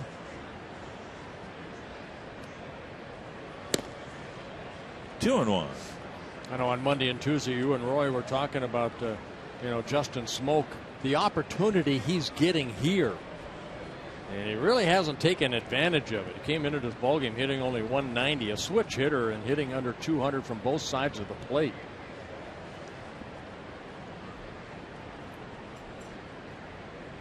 Swing and a miss, 2-2. You see the big swing right there that he has.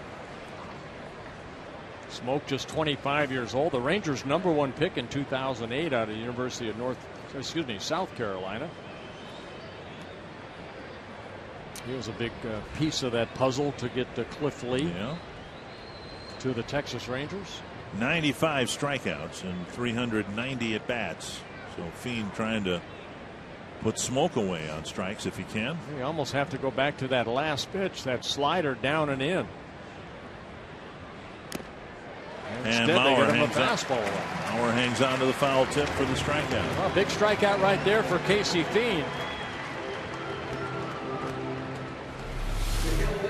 Went to the fastball away, and Smoke swinging through it. 94-mile-an-hour fastball. Well, one backup catcher is going to pinch hit for the other in the designated hitter spot. John Jaso is going to hit in Olivo's spot. Olivo had struck out twice.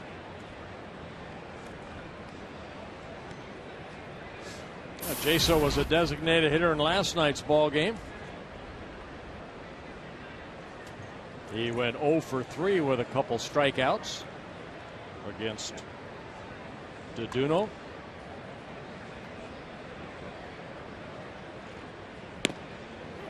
And Fiend spins a breaking ball in at 78 miles per hour.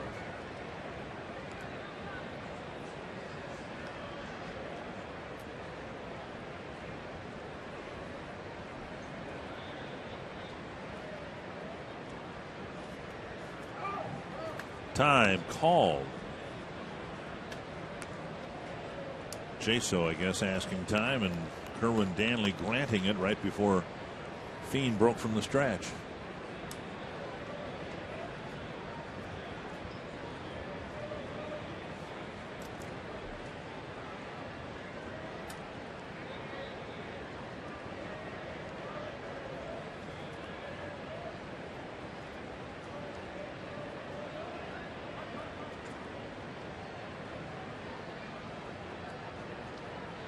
One strike to Jaso. Off the plate this time with the breaking pitch, 1-1. Jaso, 28 years old, last 2+ years with the Tampa Bay Rays in his first season with the Mariners.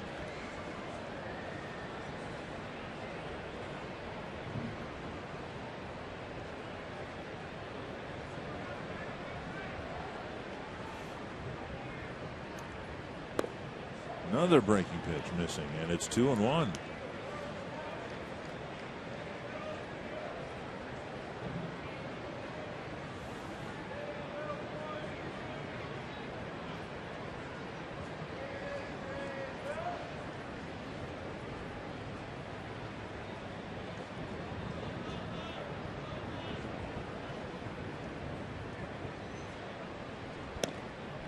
Three and 1. Ivan Robinson on deck.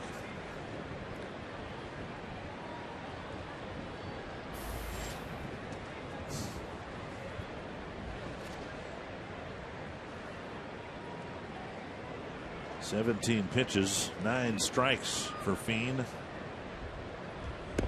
And he walks him to fill the bases. And now Robinson will hit with the bases loaded and 2 out. A lot of breaking balls early in the count and then missing with 2 fastballs. Brings out pitching coach Rick Anderson. Third trip to the mound, twice for Dunsing and now once for Fiend. Been a long half inning. Type of innings, as you said, you want to avoid. Twins had a pitching change in the middle of the inning, and the Twins fielders have been out there for an awfully long time. Robinson 0 for 2 today. He struck out in the second, bounced out to short in the fifth.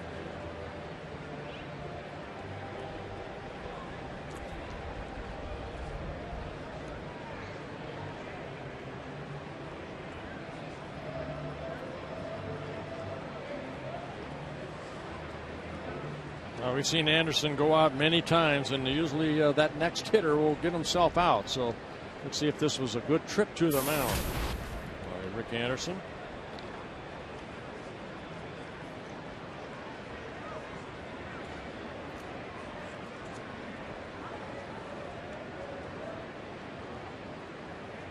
Robinson the batter with the bases loaded.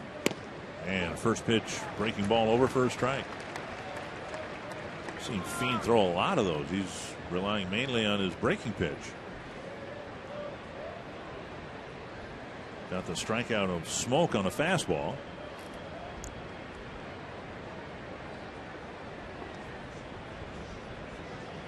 Missed inside, 1-1. 20 pitches, half of them strikes, half of them balls for Fiend.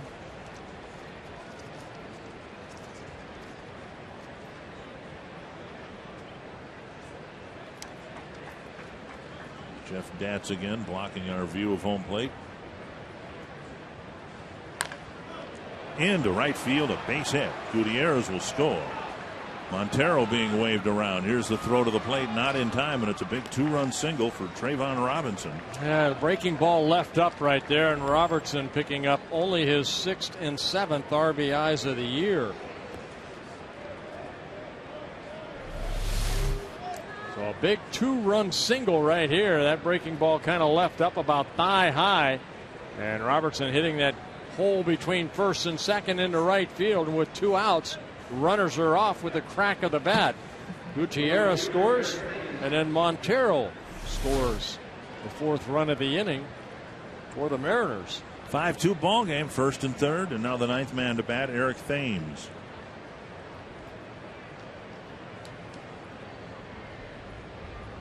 Thames with a couple of pop-ups to the left side of the infield.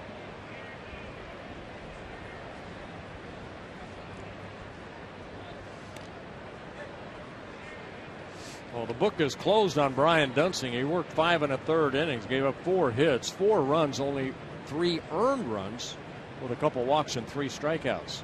He is the pitcher of record right now. Sailed through 5 innings and then ran into a lot of trouble in the 6th. Ball 1.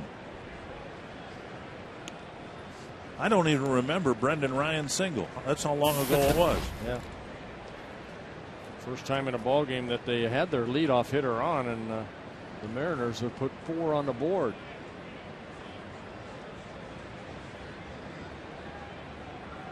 I think it was just a soft line drive to center field, as I recall. Thames with a big swing and a miss. Well, you hate it when errors become unearned runs, and that allows the error by Willingham just kept the inning alive. Good high fastball there. Thames swings through it. The 9th man to face the Twins pitcher this inning. Kyle Waldrop starting to loosen up. Twins announced yesterday that Lester Olivares, who was kind of pitching in Casey Fiend's role for a while last year at the end of the year and then briefly this year, he had Tommy John surgery yesterday. So he'll be lost for the rest of this year, obviously, most of next year.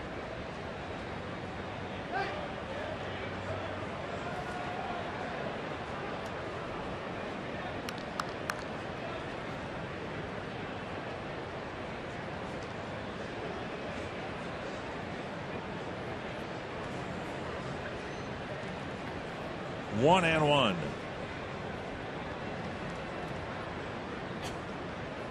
Swing and a miss, 1-2. 92-mile-an-hour fastball clocked here at Target Field.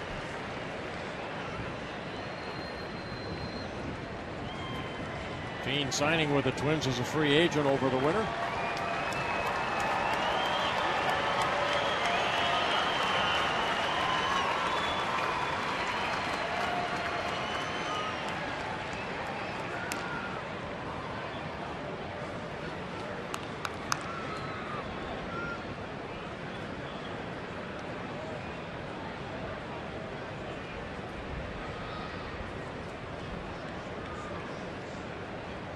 Fiend getting ready to throw his 25th pitch. High fastball ends the inning. The inning starts with the Twins up a run, and more than a half hour later, it ends with the Mariners up by 3.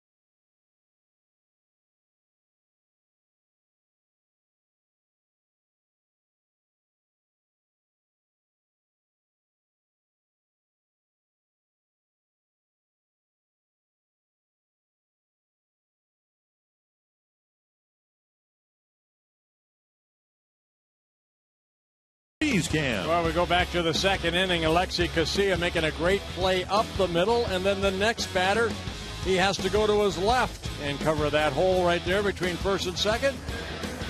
Back-to-back, very nice defensive plays by Alexi Casilla. The Frost Brewed Coors Light freeze can. Sounds good, doesn't it? Well, the Twins down by 3, 4 innings worth of at-bats. And Willingham, Morneau, and Doumit, the very middle, the nucleus of this Twins lineup, hitting here in the 6th after they were out in the field for more than half an hour. Yeah, not what you want as your pitcher out there. First of all, you have to throw a lot of pitches. 39 pitches between Dunsing and Fein to get out of that inning. 1 strike to Willingham. So the Twins could come back. Teased him again with a 69-mile-per-hour breaking pitch. You know, since the first inning, that's really how, I think Bevan has really made the adjustment. Twins scored a couple runs off of him in the first inning on 3 hits. And since that, he's really shut the door. He's only given up a couple hits. 1-2.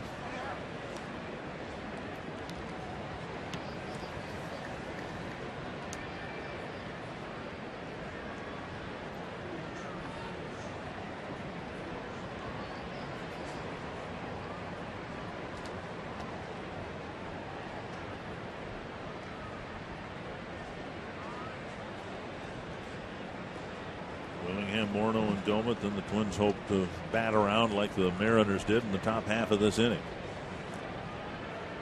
Baltimore beat Chicago 5-3.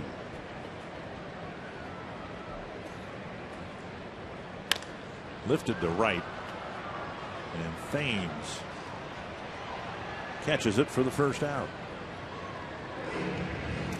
If you act today, you can get a steal of a deal when the Twins host Kansas City Wednesday night, September 12th. For a limited time, you can get right field bleacher tickets for the low price of $14.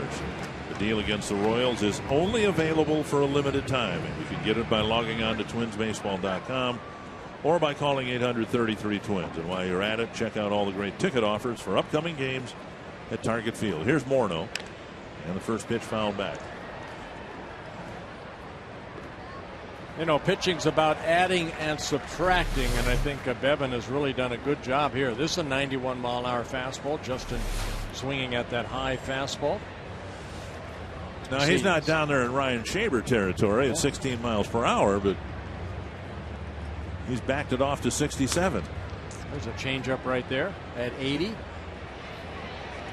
And really look at the 3 at-bats for Josh Willingham. I mean, all of them have been that big, slow curveball. He struck him out in the second at-bat that Josh went too far. A couple pop-ups that Willingham had been a little out front. 2 strikes to Morneau.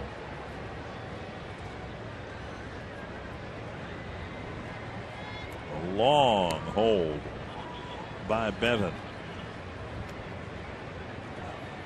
Wind has changed here. It's actually blowing from the left field pole to the right field pole.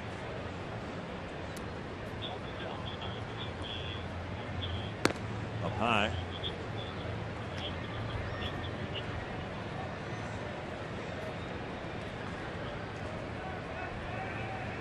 Not much wind.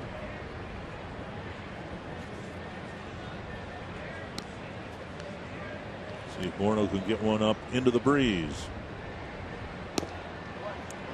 Down and away, 2-2.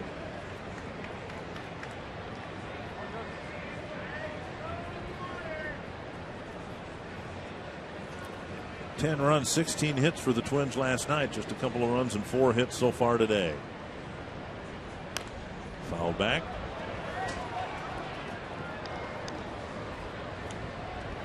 You said, if you said it once, you've said it 1,000 times. Get the ball down. Look at that, Ryan trying to. The key to pitching is location, location, location. And if Scott Diamond is going to get 6 games for throwing over the head of Josh Hamilton, Shaber ought to get 2 for that. Liner to left, out number 2. Well, Justin waited back nicely right there, but it's a line drive right at Robinson in left field.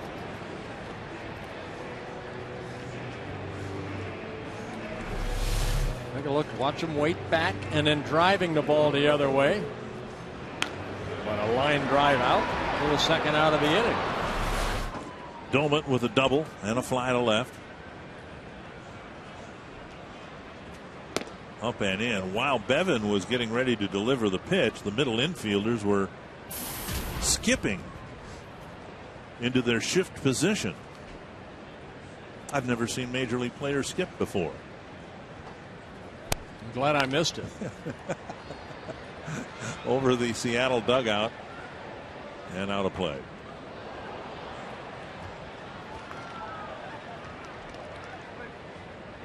A story to tell right there by that gentleman that caught that ball. He'll say that it didn't hit the ground first. He just caught it in the air.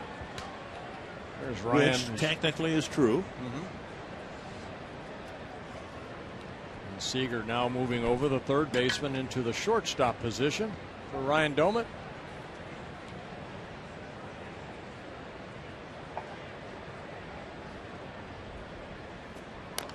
Fouled off his front leg. Let's watch them skip. Oh, there they were skipping, weren't they? Yeah, they're skipping. Now you got to see major leaguers skip.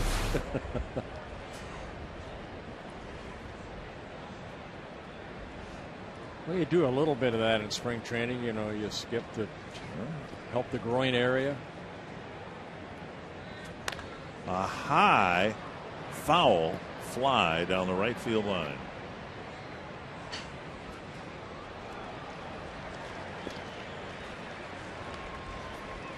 Twins trying to get something done here in the sixth with 2 out.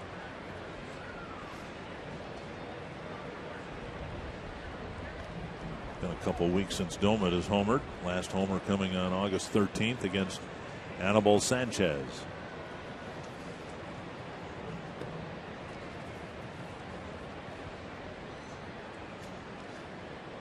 Two and two. Boy, at one point there was some rhythm to this game and some pace to it. Now even Bevan with a 3-run lead seems like he's taking more time between pitches.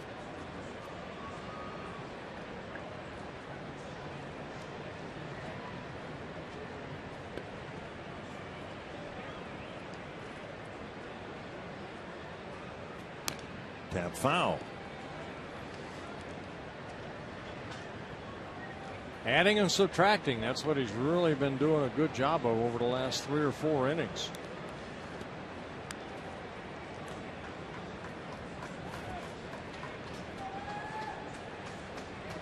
Well, he's multiplying the frustration for the Twins because they've had some chances to score more than their first inning runs, and they haven't done that. Just missed the corner with a fastball, and it's 3-2 with Parmelee on deck.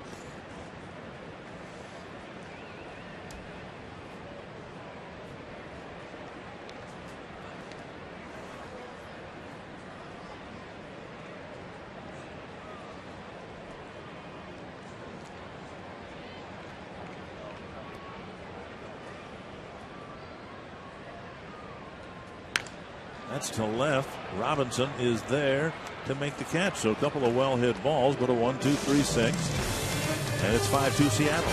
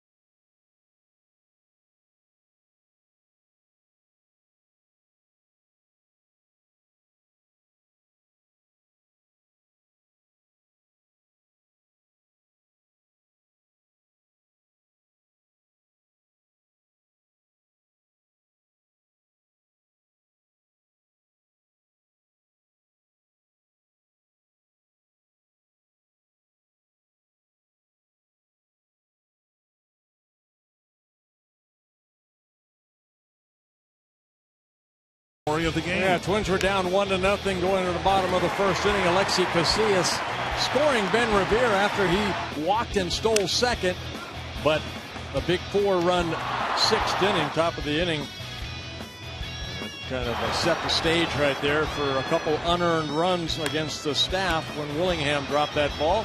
Casey Fiend giving up the big 2-run single to Robinson, part of that sixth inning.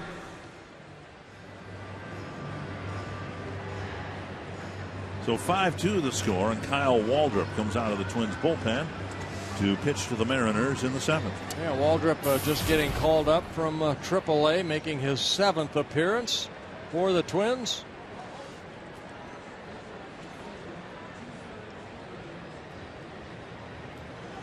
Twins officially were in the field for 43 minutes. That was actually that's the total time of the 6th inning. Here's Brendan Ryan, who started it all with a single leading off the 6th against Brian Dunsing, who was sailing along through 5.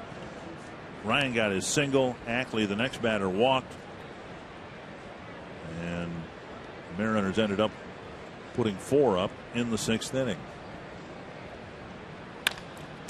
Waldrop with the fielding play and the flip, 1 down.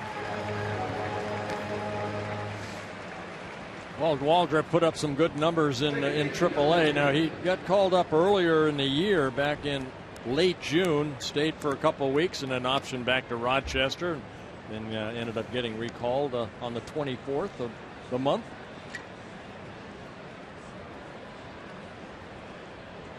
Here is Ackley.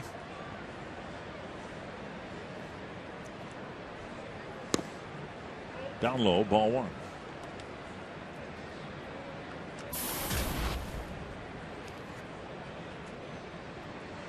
Mentioned that the White Sox lost 5-3 to Baltimore. Detroit playing in Kansas City. In fact, when we get there, we might get there in time if you want to go over to the ball game, catch some baseball at Kauffman Stadium. That's okay. No? Thanks for asking. Okay, all right. I'll catch it on the boob tube. Catch the end of the game. A strike. And then the big weekend series between Detroit and Chicago.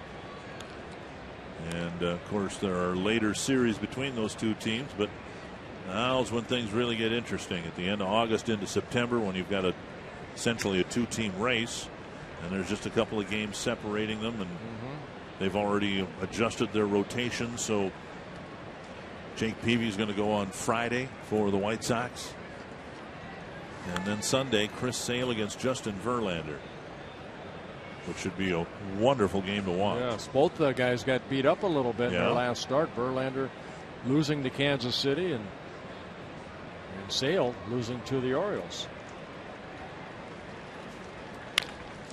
Florimon to his left. Got him.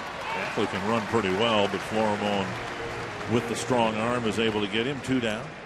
If you follow Gophers and Vikings football, today's the day to log on to FoxSportsNorth.com. Read previews for both of tonight's games now, and come back later for Brian Hall's analysis of the Vikings and Tyler Mason's on-site coverage of the Gophers from Las Vegas. 2 down. Here's Gutierrez.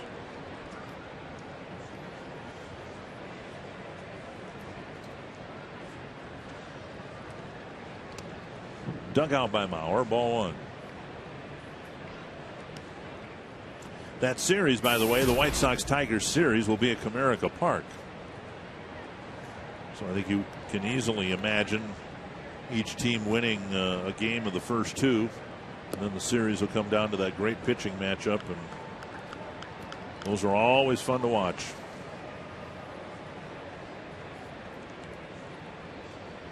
Kyle Waldrop, 26 years old, Twins' #1 pick back in 2004. Out of the Knoxville, Tennessee area. He's a guy that's had some shoulder problems. He missed all of 2008 when he had a shoulder strain, right shoulder strain. 2-1.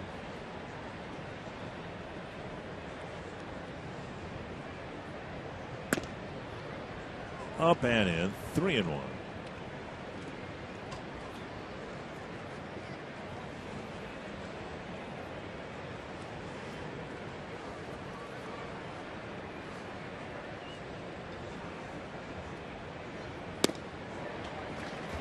Swing and a miss. 3-2.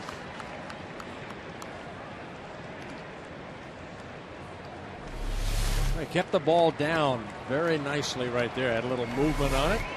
Gutierrez swung through it. Brought to you by Carrier. 3-2. And a foul off his foot.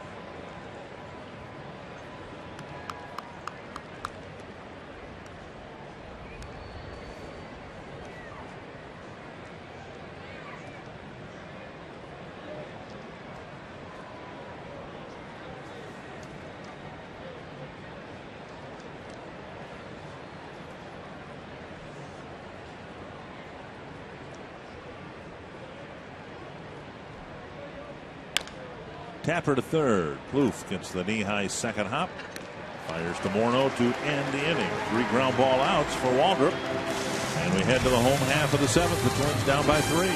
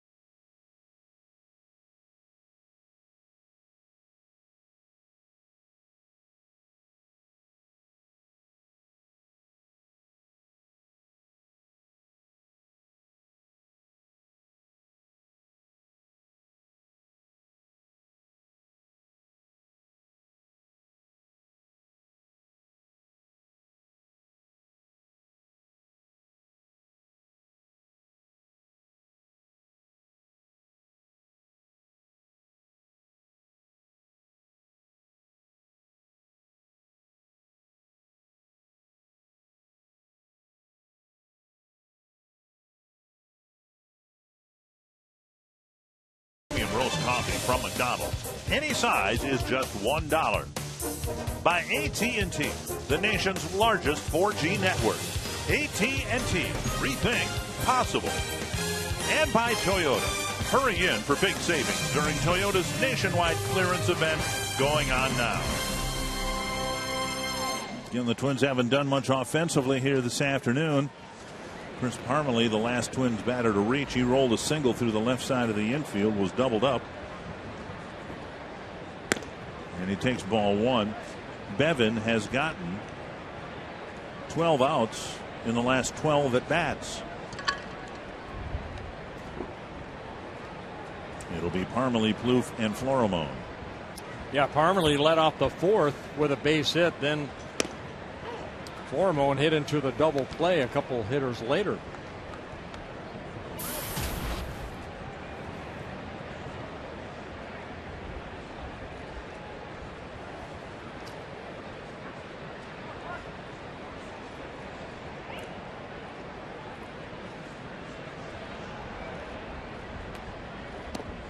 And 68 miles per hour. Yeah. And it tickles the outside corner. Yeah, you're doing a good job of adding and subtracting. Getting to that balance point and then taking something off that breaking ball. Box track said it was down and away, but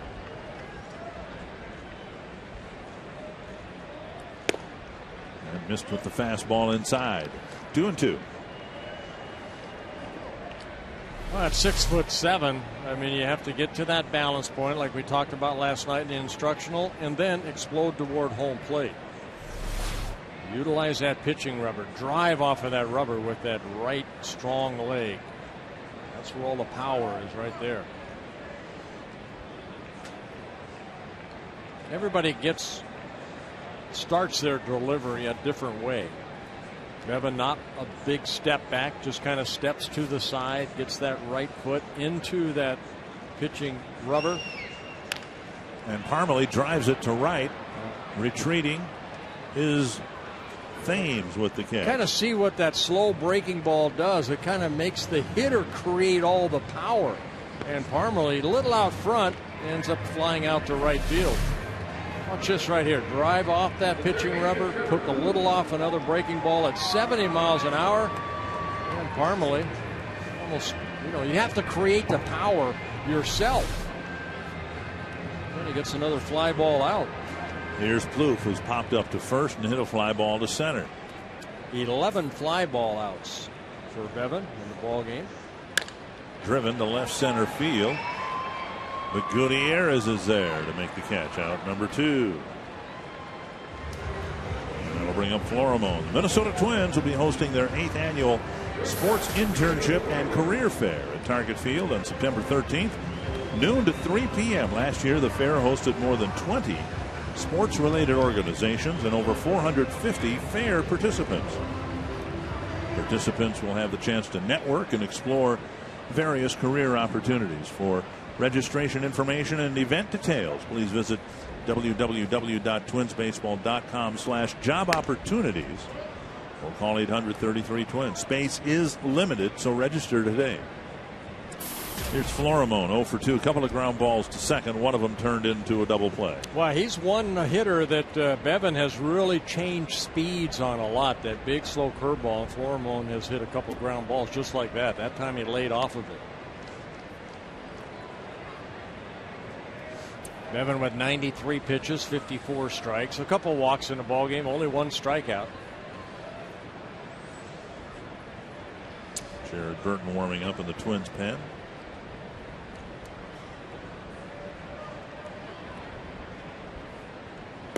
Takes a fastball down the middle.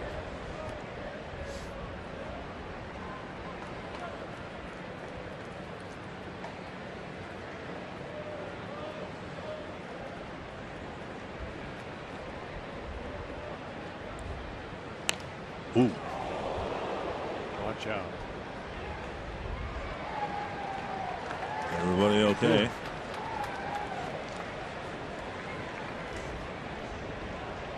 Florimon kind of talking to himself right there after those slow breaking balls. He throws a 91-mile-an-hour fastball, and Florimon was a little late on it.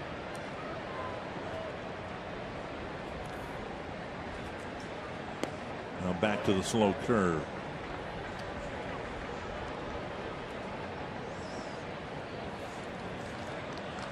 Full count. Revere on deck.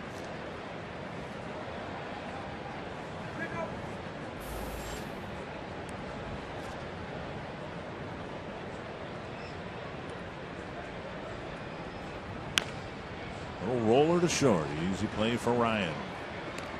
Ryan's got a good arm too, and Bevan has another 1-2-3 inning.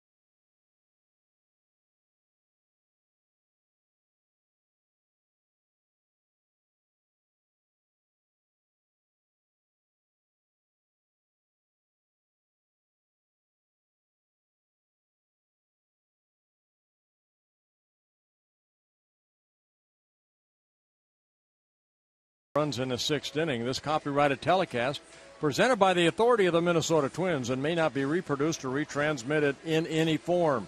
And the accounts and descriptions of this game may not be disseminated without the express written consent of the Minnesota Twins, LLC.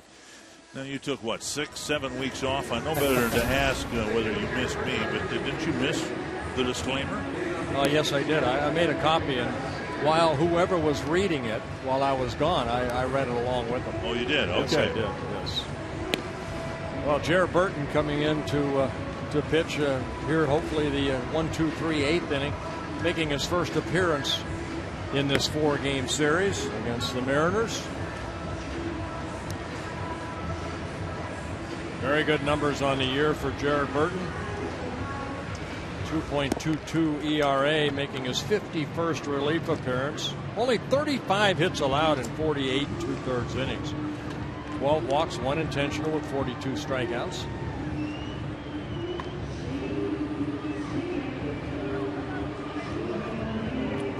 Burton will face the 3, 4, and 5 batters for the Mariners, starting with Kyle Seager. Yeah, Burton with a good fastball, and then we've seen that great changeup that Burton has that good downward plane when he gets ahead in the count. His strikeout pitch normally. Also a quick slider.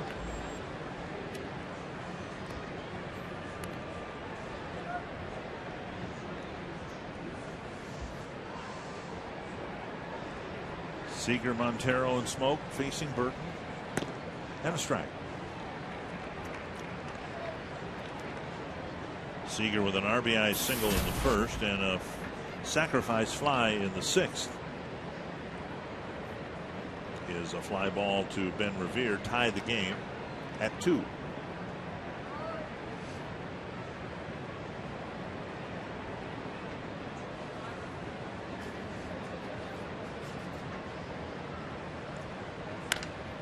Bounce to second baseman Casilla for an easy play in the 1st out.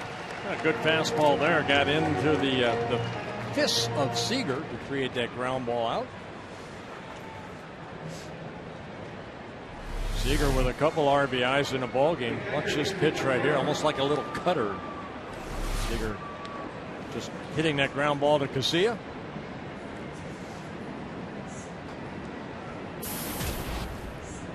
Montero was given credit for a sacrifice fly. He reached first base on the error to Josh Willingham. The ball bounced off of Willingham's glove in the 6th.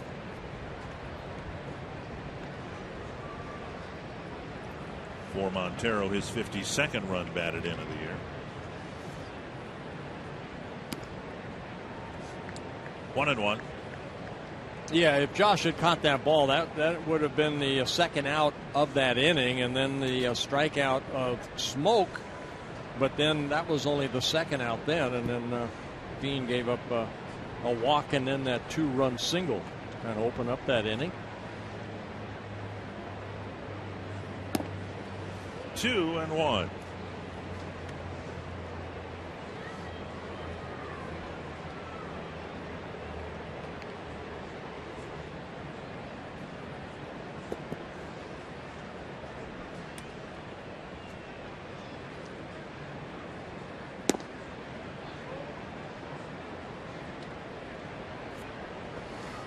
Three and 1 with Smoke to follow.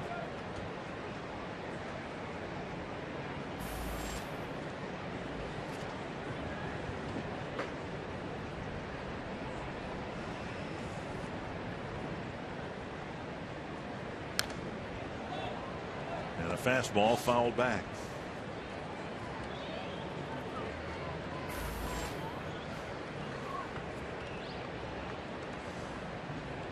Turn the game over to the bullpen in the 6th inning. Casey Fien, Kyle Waldrop, and now Jared Burton. And a liner into center, a base hit for Montero with 1 out in the 8th. Now Montero picking up his first hit in the 6th for the Mariners. Coors Light cold hard fact, the Twins playing about .500 baseball within their division, and as we said before, the rest of the schedule this year played exclusively against American League Central teams, except for the series here in New York and then the season-ending series in Toronto. Toronto, yep.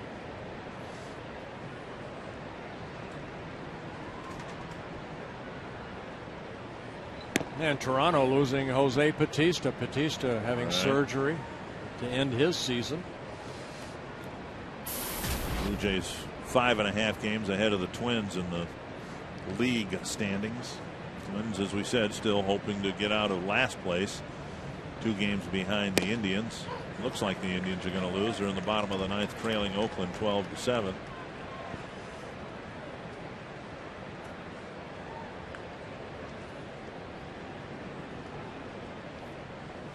Charlie Furbish warming up. 2 strikes to Smoke, and now a ball. Paid attendance 32,578 here this afternoon.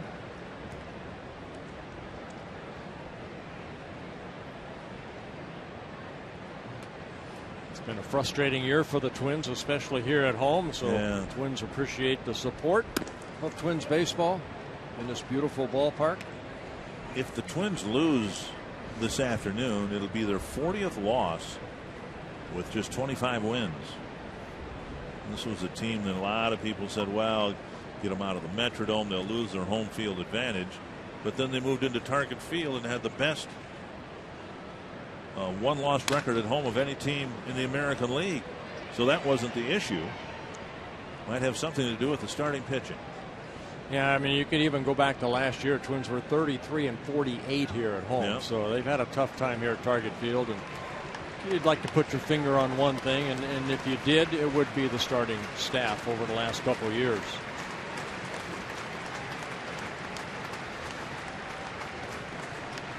And a lot of frustrating games here watched by that man right here, Ron Gardenhire. And you hope there's a lot more outings like Doduno did last night as the season winds down. Well, I do know this, that there won't be, the Twins won't contend again until they start winning at home. You can, and you guys maybe exhibit A for that in '87. You can, a lot of your road woes can be forgiven if you win a lot at home. Look at the Pirates this year. The Pirates are 40-26 at home, and they've got a losing record on the road, but yet everyone considers them a contender. Swing and a miss. And Burton finally strikes out Smoke on that changeup. Yeah, great location right there. Looks like a fastball coming out of that hand of Jarrett Burton, and then the little bit of sink at the end. But Smoke had a good at bat. Finally, Burton getting to chase that pitch down. So Burton picking up a strikeout, his first, getting the second out of the inning.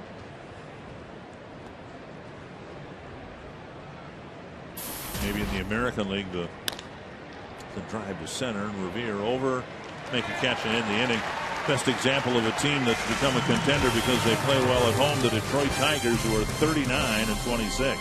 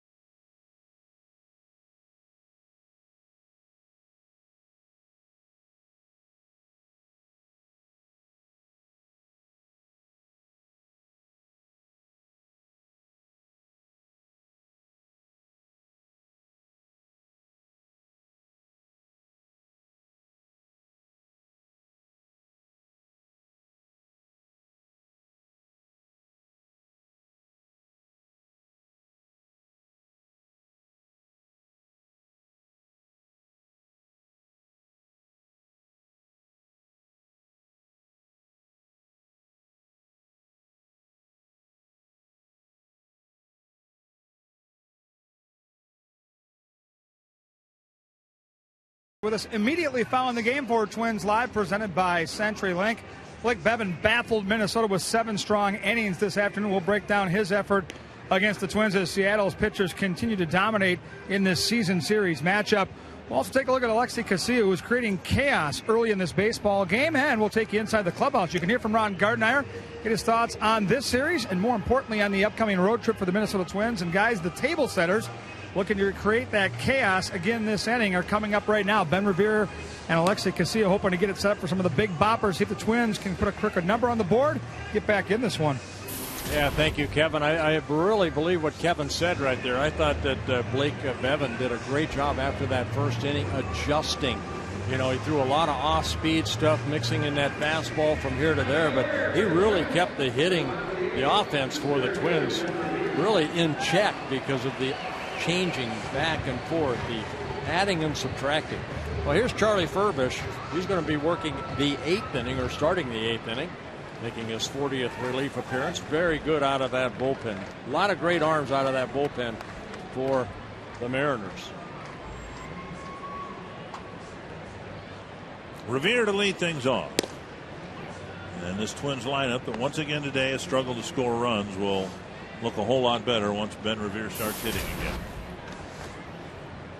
He drew the walk in the first inning, then stole second. Ended up scoring the Twins' first run. Foul back.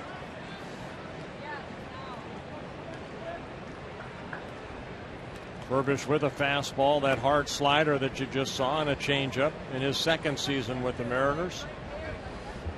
Came up with the Tigers last year, then traded over in the Doug Fister trade on July 30th of last year.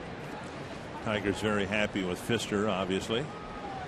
But as Phil Koch is struggling for Detroit, now they look at Furbish, who's really doing well in Seattle, although he fires that one through Montero's mitt to the backstop. Yeah, he spent about a month on a disable as with the strained left tricep area. Had some soreness in that area, activated on August 17th. A little bit up in the zone. Off the glove of Montero. 1-2 to Revere.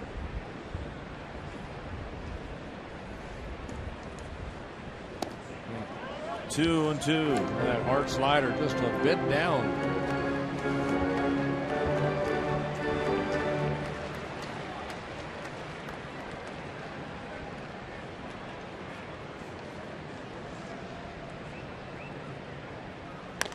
And a breaking ball lifted foul over by the tarp and out of play.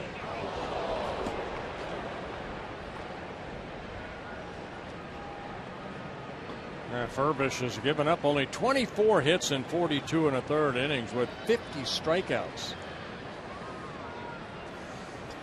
Stephen Pryor warming up. In the event Willingham comes up, I would imagine, with men on base. Glenn Perkins warming up. I think he'll get the top of the 9th for the Twins. 2-2 to Revere. Trying to get aboard. Twins down by 3. That's to center, short center. And Ackley bumps into Ryan after making the catch. 1 down. And Alexi Casilla with a couple of hits and a couple of nice plays in the field today. Yeah, he got the offense going for the Twins with that RBI single in the first inning. That scored Revere, and then the Twins added another run in the second inning. Very nice 2 defensive plays. And in Casilla, that bunt single right there. Stole a base, his 16th of the year. So Casilla 2 for 3 has scored a run. Now hitting as a right-handed hitter where he's hitting .238. Fastball up high.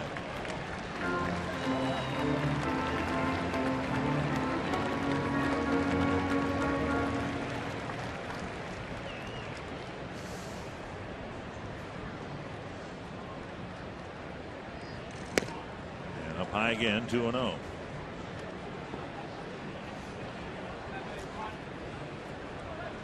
Oakland has beaten Cleveland 12-7.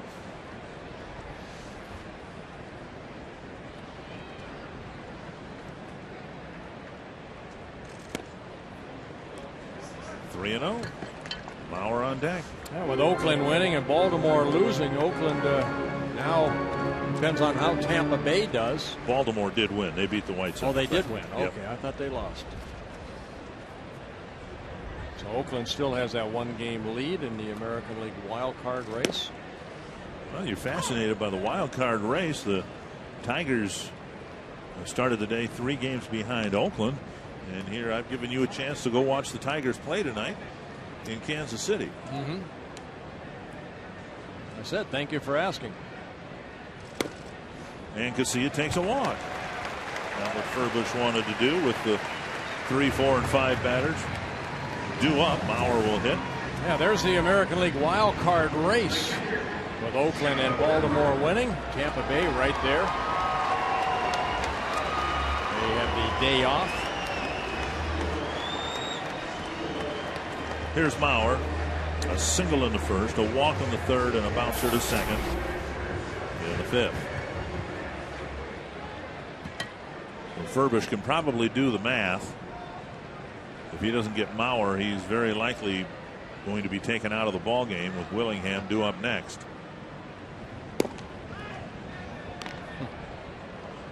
And Montero catches strike 1 and then steps in front of the plate to throw to first. He just came out to throw. He didn't care where it was going to go. He thought Casilla, Casilla earlier in the ball game took a couple big steps, looked like he was going. And he hopped out from behind the plate right here. He was either going to throw to second or he was going to throw to first.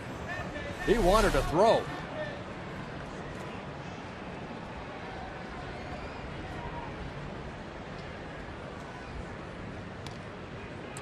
The Twins are down by 3. I don't know that this is the best situation to expect Casilla to take off. I don't think he will right here. You have Smoke holding on Casilla, so that does leave that little extra hole between first and second.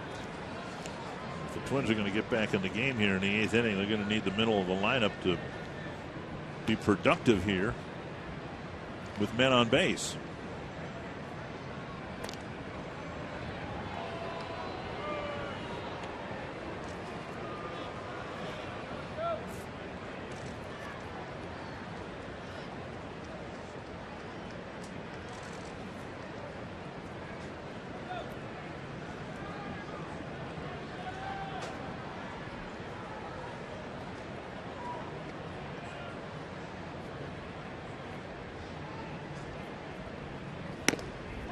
Fastball taken for strike 2.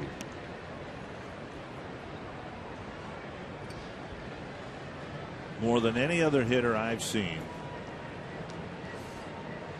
Mauer gets 2 strikes on him, and then I'm just settling in thinking, okay, now the at-bat's just getting started. Well, A.J. Pierzynski was that way. Wade Boggs was that way. There are certain hitters that are not afraid to have 2 strikes on them. Up high with the eye, and the difference, I think, all those guys, even AJ, they've got a good eye at the plate, and they still don't expand the strike zone. That pitch was pretty close to being letter high, pretty close to the strike zone, but Mauer was taking all the way. He's a special hitter.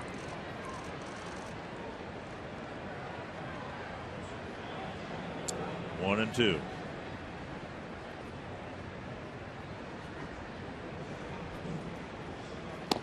Checks his swing, 2 and 2. Even that breaking ball right there. I mean, Furbush, you can see that breaking ball. It breaks big. A lot of guys would swing at that because, it's got that tight rotation on it, but Joe took it for ball 2.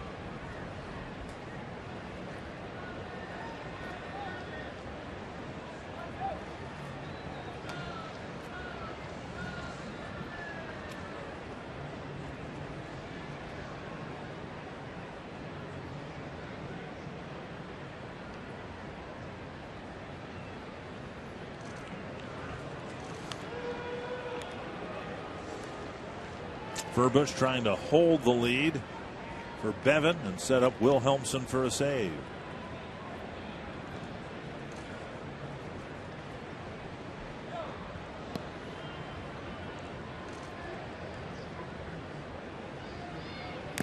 Foul off of the mitt of Montero.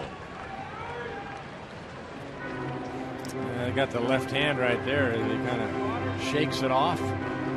right off the glove.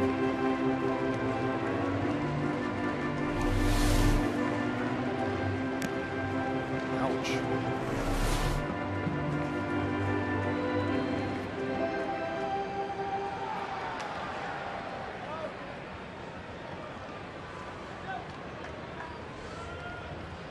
So another 2-2 to Mauer.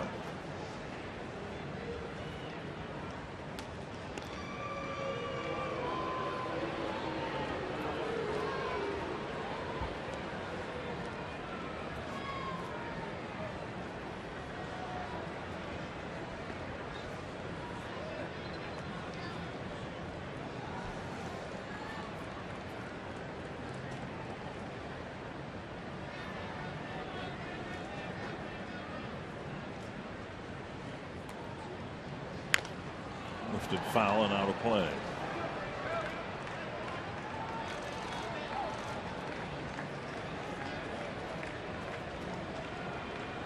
So Furbush has thrown 17 pitches here in the 8th inning. Twins need a bloop and a blast. Hey, I'd like to get Willingham up with a couple runners on.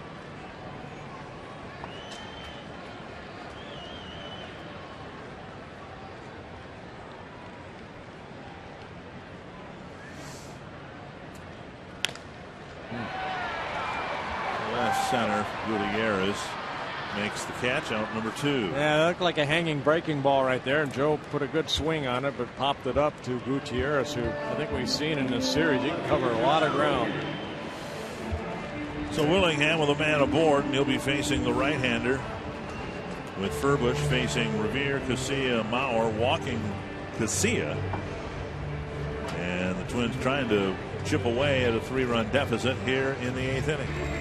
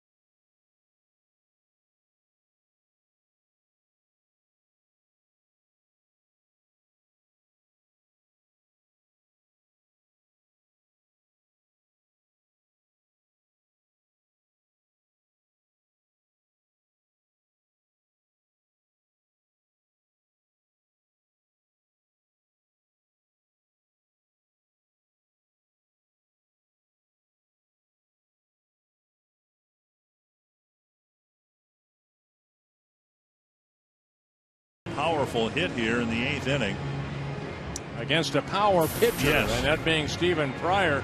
Pryor in his first season making just his 14th appearance. You know, last night's ball game we saw Carter Capps, who could get that fastball in the upper 90s, and the same thing for Stephen Pryor. I mean, he can get that fastball in the upper 90s, hard slider, little cut fastball, only 23 years old. Pryor started the season on a disable, has had some tendonitis, and then had a little bit of has had some groin injuries this year, but activated on July 31st.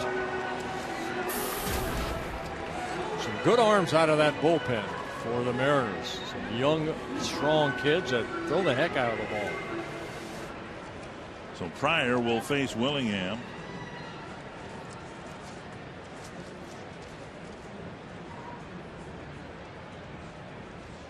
Willingham hit a home run against Pryor in Seattle. He's given up 3 runs on 3 solo home runs in his major league debut.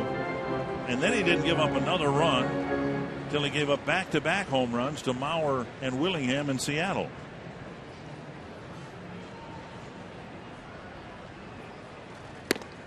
High and away, 1-1. Now straight over the top. Pryor at 6'4", about 245.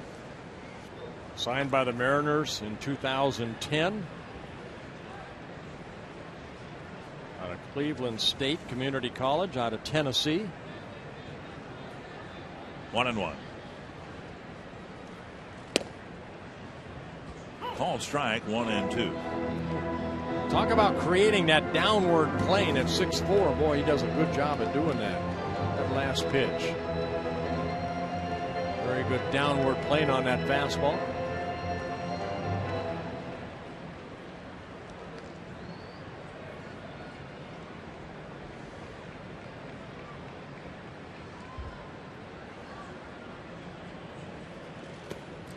And Willingham checks his swing, 2-2. And that's the slider right there.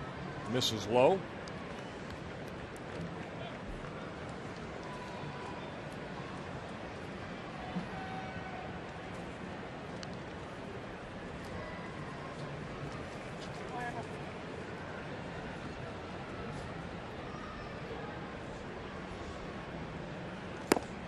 And now 3-2. And if Willingham can reach, Morneau would come to the plate representing the tying run. Yeah, you're going to see a fastball right here, pretty much down the middle of the plate. See if Willingham can catch up to it, like he did in Seattle. Full count. Casilla will take off. To left field. He caught up with it, didn't he? Yes, he did. Get out of here. It's gone. A home run for Willingham. Just barely out of the reach of Robinson and just barely over the wall.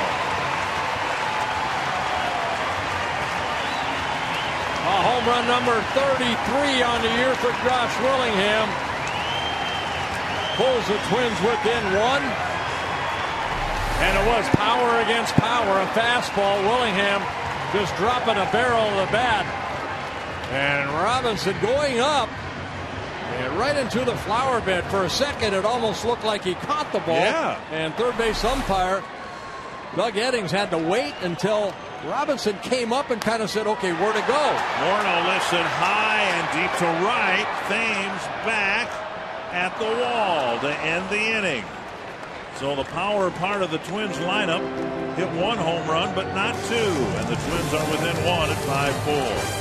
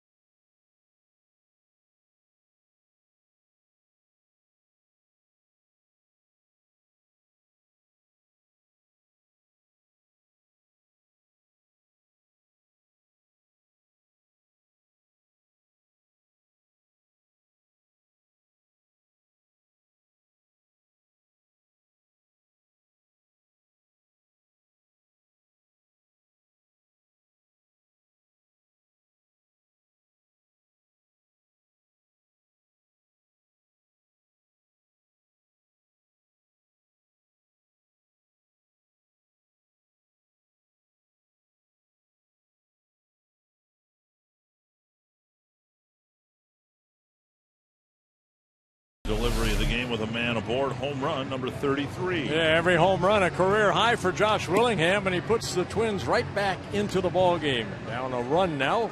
Willingham picking up a couple RBIs, now with 96 on the year. Trayvon Robinson will lead things off in the Seattle ninth against Glenn Perkins. Well, Perkins making his first appearance in this 4-game series.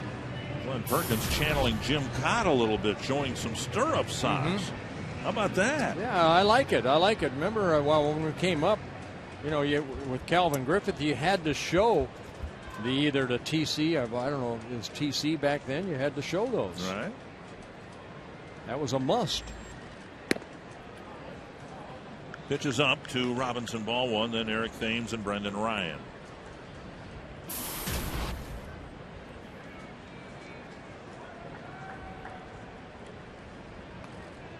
Strike on the outside corner. Robinson's 2-run single in the 6th against Casey Fiend. An awfully big hit as it's turned out. It was a 3-2 ball game at the time. That made it 5-2, and the Twins have come back with a pair to get within 1. Morneau with a leap and a catch, 1 away.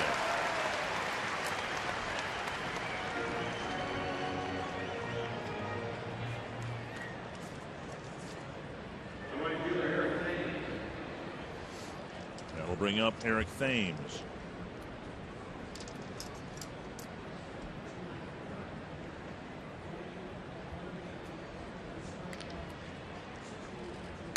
Fastball up, ball 1.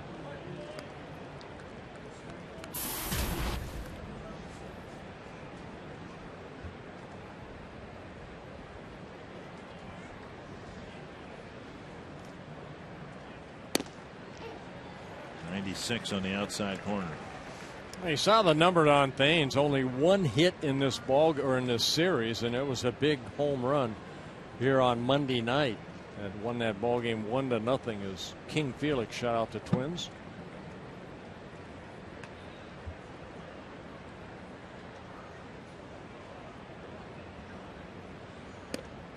And a breaking pitch over for strike 2. Hard slider.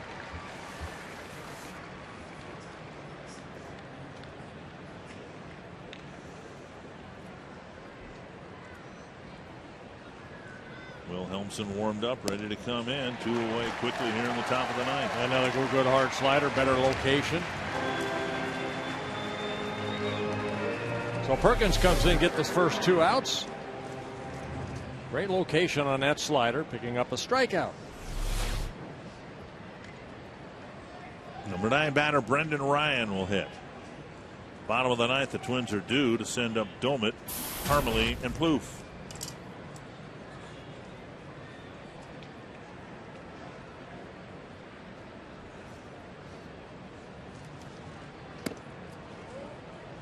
A little bit high, ball 1.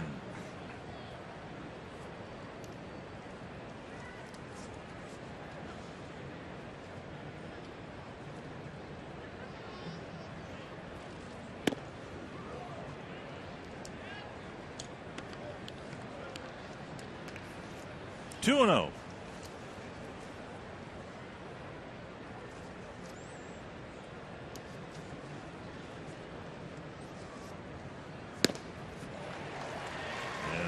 Strike, 2-1.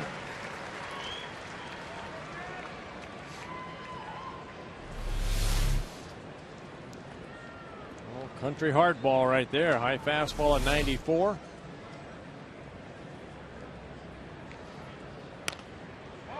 That's fouled away over the Twins dugout.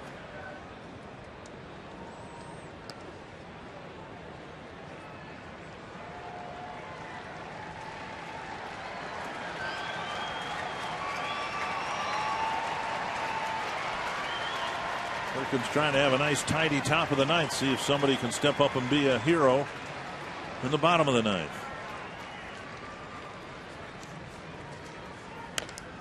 Pop up left side. Good job. Plouffe with the catch. No team in baseball has been walked off more than the Mariners, and the Twins will try to walk them off when we come back.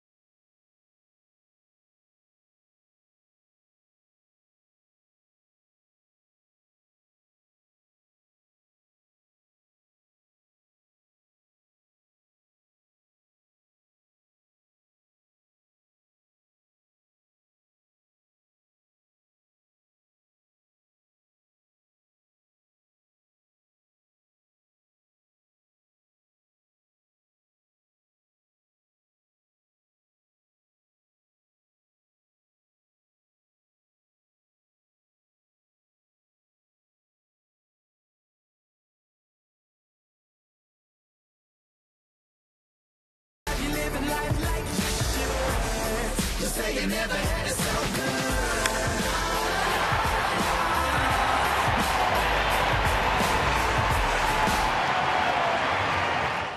Here's the game reset. The Mariners leading by a run. Yeah, big home run. Alexi Casilla, good night good day at the plate. He has scored a couple times, but the big blow came last inning off the bat of Josh Willingham to make it a 5-4 Mariner lead. Twins have 4 walk-off wins. Willingham with a couple of hits, including a big home run for a walk-off. The Mariners have been walked off 9 times. So when you look at their one-loss record and on the road, they're 30-38, but in those 38 losses, 9 of them have been walk-off losses. Domet hit a home run earlier this year against Wilhelmsen, and he takes up high, ball 1. Yeah, Wilhelmsen, another hard thrower out of that bullpen. Good sinking fastball, curveball, changeup. Also a split finger he's been working on. Took over that closer role in the middle of June. High 2-0. Brandon Lee was the closer for a while, and he's had some injury issues. In Domet, Parmalee, and Plouffe, you've got 3 batters who all are capable of tying the game up with one swing. 3-0.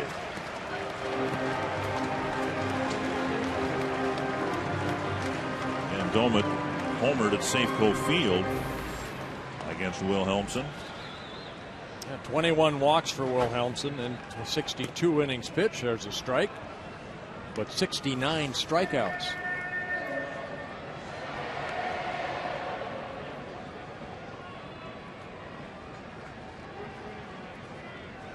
Three and 1.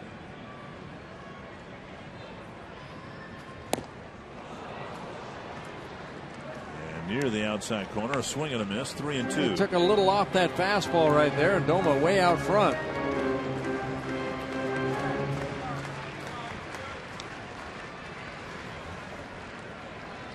Full count to the leadoff man. And he missed with a breaking pitch. Wow. Got a 96-mile-per-hour fastball, and he threw him an off-speed pitch to Walker.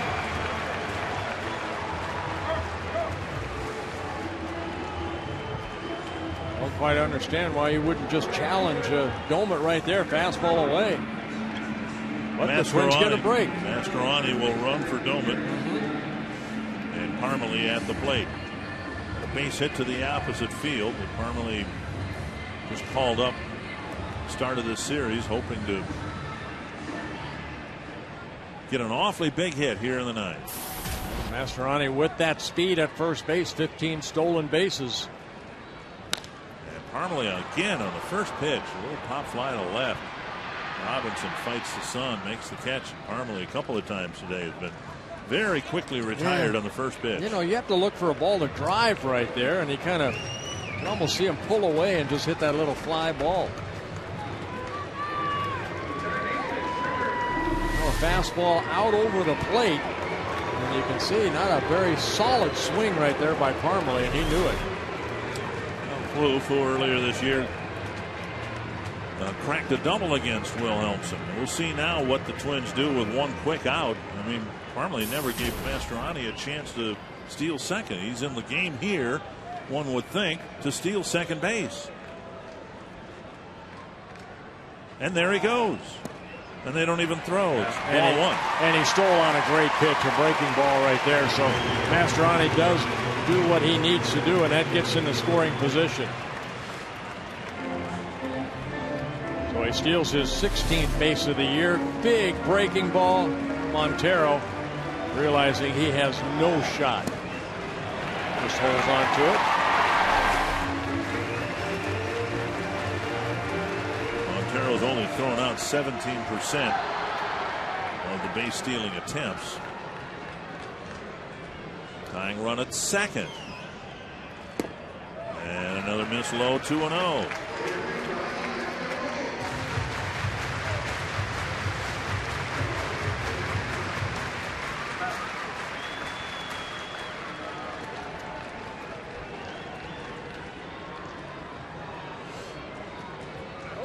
Well, that fastball middle in. That's where we've seen Plouffe with that power. That nearly to the backstop.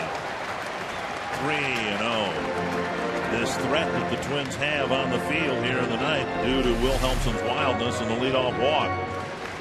Not even close there. That would not have gone to the backstop, but it would have hit Montero's shin guards and maybe bounced up the right field line. 3-0. Plouffe swings at one up and in. They got to look for a fastball right there, someone that you can hit out of the ballpark. And Plouffe had a mighty swing, but swung through it. And Ron Kromer and Roy Smalley have talked about how Plouffe needs to lay off that pitch. It's a tough pitch, especially at that velocity, for anybody to catch up with.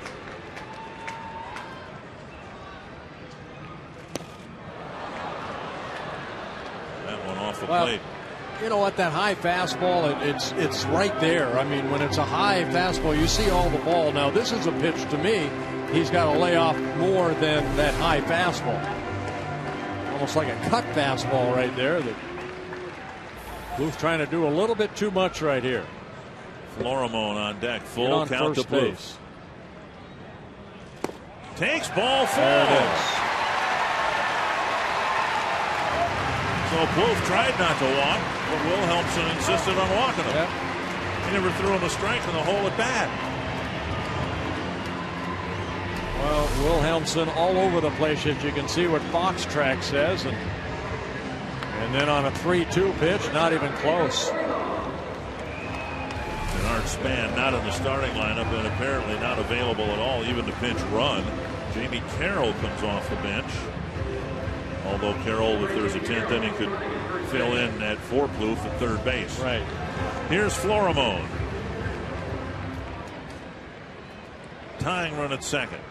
Winning run at first. And Florimon is 0 for 3. Strike on the inside corner.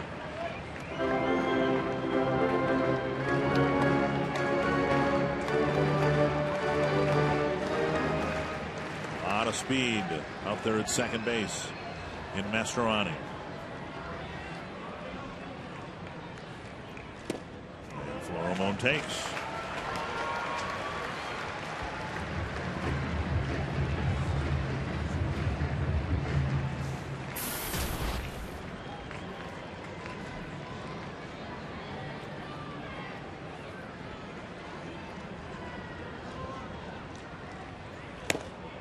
Strike 1 and 2. Florimon doesn't like it right there as he drops his bat. Right on the outside corner, it looked like, didn't it? Yeah.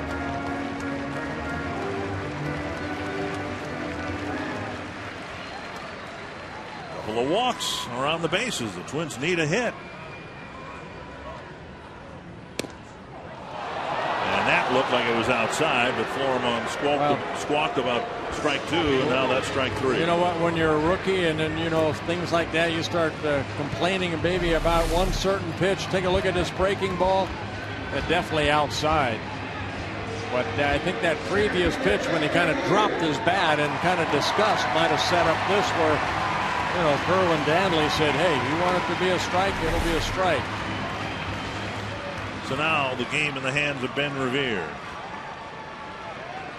Hits have been few and far between for Ben over the last couple of weeks.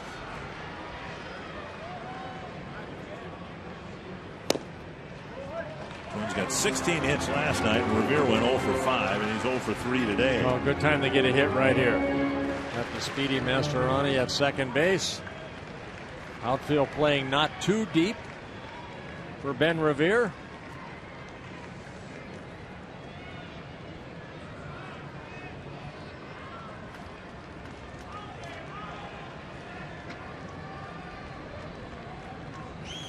Mastroeni to third. They throw. And they tried to decoy Mastroeni into maybe scampering home, but he steals third base. Well, it's always a dangerous play right there.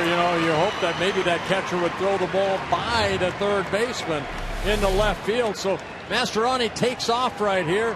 Montero's throw. You can see that Seager has to come in and get that little short hop. Ben Revere, hitless in this series. hoping to get ahead here to prolong or perhaps even end the game. 2-0.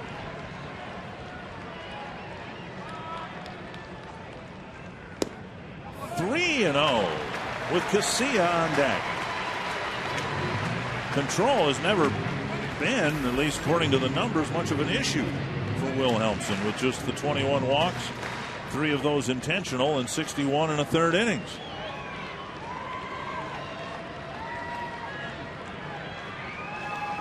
If Ben takes a pitch right here, make him throw a strike. Okay, here we go.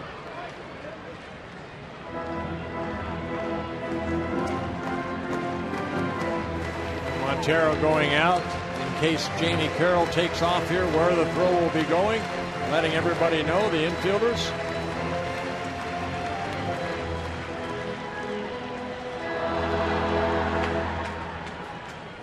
Three and 1 to Revere.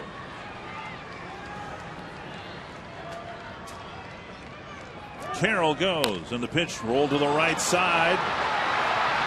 Revere tag, and the game ends. So the Mariners come to Minnesota and win 3 out of 4, continuing their dominance to the Twins, or over the Twins, having won the season series 8-2. Well, kind of a swinging bunt right here, but you can see Ben Revere out of the baseline too, so either he touched him or not, he's out. So 16 hits, 10 runs last night, Anthony LaPanta, and today not much offense for the Twins again as they take the loss.